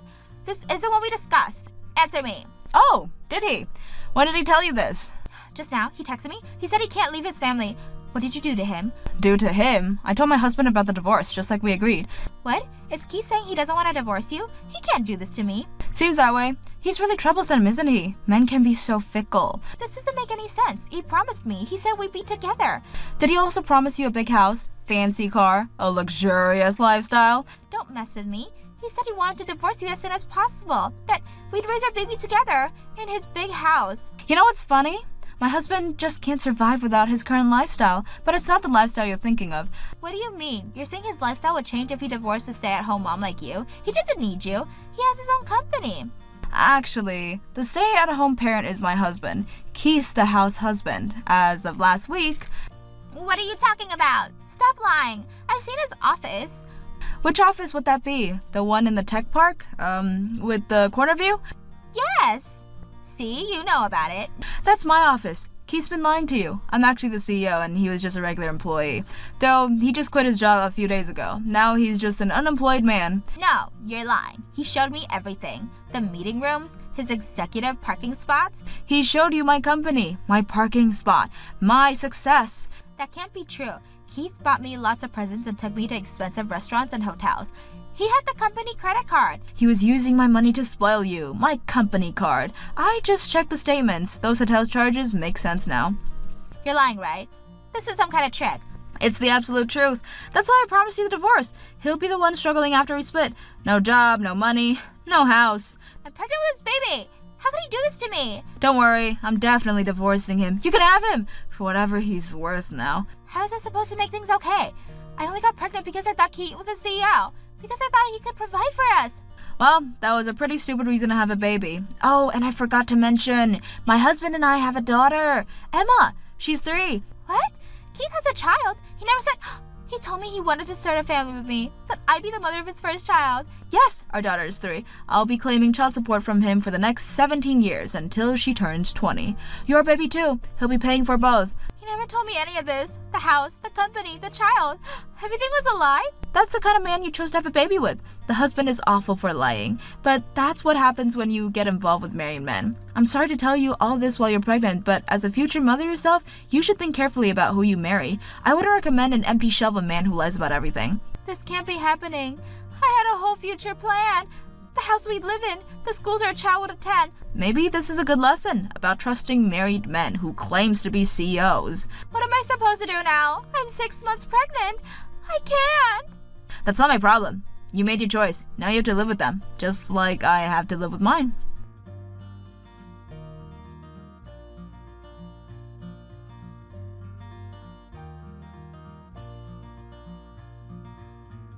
Hey, Skylar! Please, come back home. Please. I really don't want to end things like this. The house feels so empty without you and Emma. You've been annoying, Keith. How many hundreds of calls and texts are you planning to send me? My battery keeps dying. I'm gonna block you. Oh, please don't block me. I need to explain everything to you. Oh, you have plenty of time to explain. 8 months, apparently. You talked to Amy? What did she tell you? I'll tell you if you promise to stop contacting me afterwards. We agreed to discuss the divorce this weekend. If you have something to say, save it for then. But if things stay like this, we'll end up really divorced. Is that what you really want? After everything we've been through? You have an affair and got her pregnant, didn't you? What other choices is there? Did you think I'd just forgive you and forget? I never intended to leave you, Skylar. You and Emma are my real family. Then why did you get her pregnant? Was that an accident too? Like your debt? I thought we were being careful, but somehow Amy got pregnant. By the time I found out, it was too late for any other options. I told her I couldn't marry her, but I'd support the baby as its father. I heard everything about Amy. She said she wanted you to divorce me quickly, that you were planning your future together, in my office, with my money. That wasn't real. I was just going along with what Amy was saying. It was just in the moment, you know? I never meant any of it. Even if it was just in the moment, I wish you hadn't said it, or showed her my office, or used my company card. I'm so sorry. I got carried away. It started so small, just a lunch here and there. While paying for your debt, I gave birth to Emma, started a business while bottle feeding her, built a company, and just when I thought we could finally have a stable life, you betrayed me.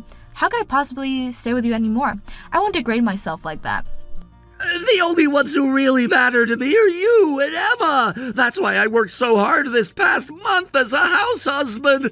I tried my best to balance work, housework, and childcare. You even praised me for it. I was impressed with you for that. I thought it was amazing how hard you could work when you wanted to be a stay-at-home dad. But you know what? You wanted to be a household husband so you can meet Amy more often, right? Being a stay-at-home parent means more free time. You thought you could juggle both families, didn't you? That's not true! I really wanted to help you! That's why I worked so hard! I wanted to prove I could change! If you really felt that way, you would have help with housework and childcare much earlier when you still had your job. Before Amy. Before the pregnancy. Before everything fell apart. I was busy with work, too, and at first I wanted to climb the corporate ladder to match your success. I felt so inadequate compared to you. Nice excuse. Did feeling inadequate make you lie about being CEO? It's not an excuse! Please, believe me, I just wanted to be someone you could be proud of! Then you should have used your fair time for your family. How many times are you going to betray me, Keith? You even hid your debt until we got married. At first, I thought we could work through it together since we were newlyweds, but I ended up paying it all off myself. You never even tried to save money or help even a little. I'm really sorry. I guess I was still acting like a bachelor to make myself feel better. I never grew up. Stop with the excuses. Even after Emma was born, you loved her but left all the work to me. Even when I was struggling with the startup, you were drinking out every day. Or should I say, out with Amy. I stayed married because you're Emma's father and you weren't all bad, but I can't do this anymore. I won't live being disrespected like this. I never disrespected you. I really admire you as a person, Skylar. You're amazing at everything you do. Then why did this happen? Having an affair? Getting her pregnant? Then wanting to be a stay-at-home dad? What is that? That is not something you do to someone you love. You just see me as something convenient. This isn't how you treat someone you admire. The affair was just a whim. It was just in the moment. I never thought it would last this long or lead to pregnancy. It just happened. That's just your perspective. Your stupid decisions hurt so many people. You betrayed Emma and me, lied to Amy about being a CEO, and deceived her. You even hurt Amy's unborn baby, who has to grow up knowing their father is a liar. I know I did Amy and her unborn baby wrong, but Amy chose to have an affair with a married man. Honestly, she kind of brought this on herself. She should have known better than this. The same goes for you too. That's why I won't try to fix this. I'm done living with you. You can't even take responsibility without blaming others. Can't we stay together for Emma? I might be worthless, but I still do care about her. She needs her father in her life. Caring isn't enough if you're not around. I need someone who will actually take actions for Emma and me, not just empty words and promises. Skylar, I really don't want a divorce, please. I know I'm trash and the worst, but I'll definitely change. You're the only one for me. Please give me one more chance. I used to think that I was the only one who could support you. I thought couples were supposed to support each other through anything, but I finally realized I was the only one trying. I don't want to feel pathetic anymore, and as Emma's mother, I want to be happy. I know now I can't be happy with you. That's why I'm divorcing you. We don't need a husband or father who only thinks about himself. What about Emma? I'm her father. Please don't take her away from me. You should have thought about that thing before. You should have thought about that before. Before Amy. Before the lies. Before throwing everything away. I'll do anything to fix this. Please don't let it end like this. I'll even get a new job, go to counseling, whatever you want me to do. It's too late for that. You had years to change, years to step up. Give me one last chance, for Emma's sake. She deserves a complete family, right? A complete family? Is that what you were thinking about when you were with Amy? When you were pretending to be me? I know I messed up. I know I can't take back everything that I did. But please don't punish Emma for my mistakes. Don't you dare use Emma like that. She's not your bargaining chip. She deserves better than a father who lies and cheats. I'll never see her as an excuse again. I'm sorry. Just like that, you want to end things between us? You'll have visitation rights if you can manage to show up, unlike Emma's doctor's appointment. I promise I'll be there for her every single time. I won't let either of you down again. Save your promises to yourself. They mean nothing anymore. Actions matter, Keith, and your actions have destroyed everything. Everything? All our years together, they meant nothing? They meant everything to me. That's why this hurts so much. That's why I can't forgive you. I never meant to hurt you or Emma. Everything just spiraled out of control. Well, now you can watch it spiral from the outside. I'm done being your safety net. What am I supposed to do now? Be a father. Pay your child support. That's all I expect from you anymore. That's all you're capable of giving. Skylar, please. I love you. Stop. You don't get to say that anymore. Not after everything you've done. We won't be talking anymore. Contact me through my lawyer if you want to talk. Goodbye, Keith.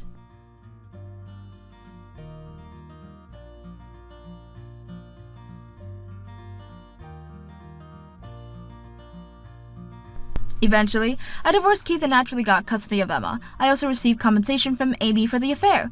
While I felt a bit sorry for Amy, who was about to give birth, I needed her to take responsibility for her actions. Amy decided not to marry Keith and raise her child alone. Keith is now working at an acquaintance's company, paying child support for both Emma and Amy's baby. He's been closely watched by.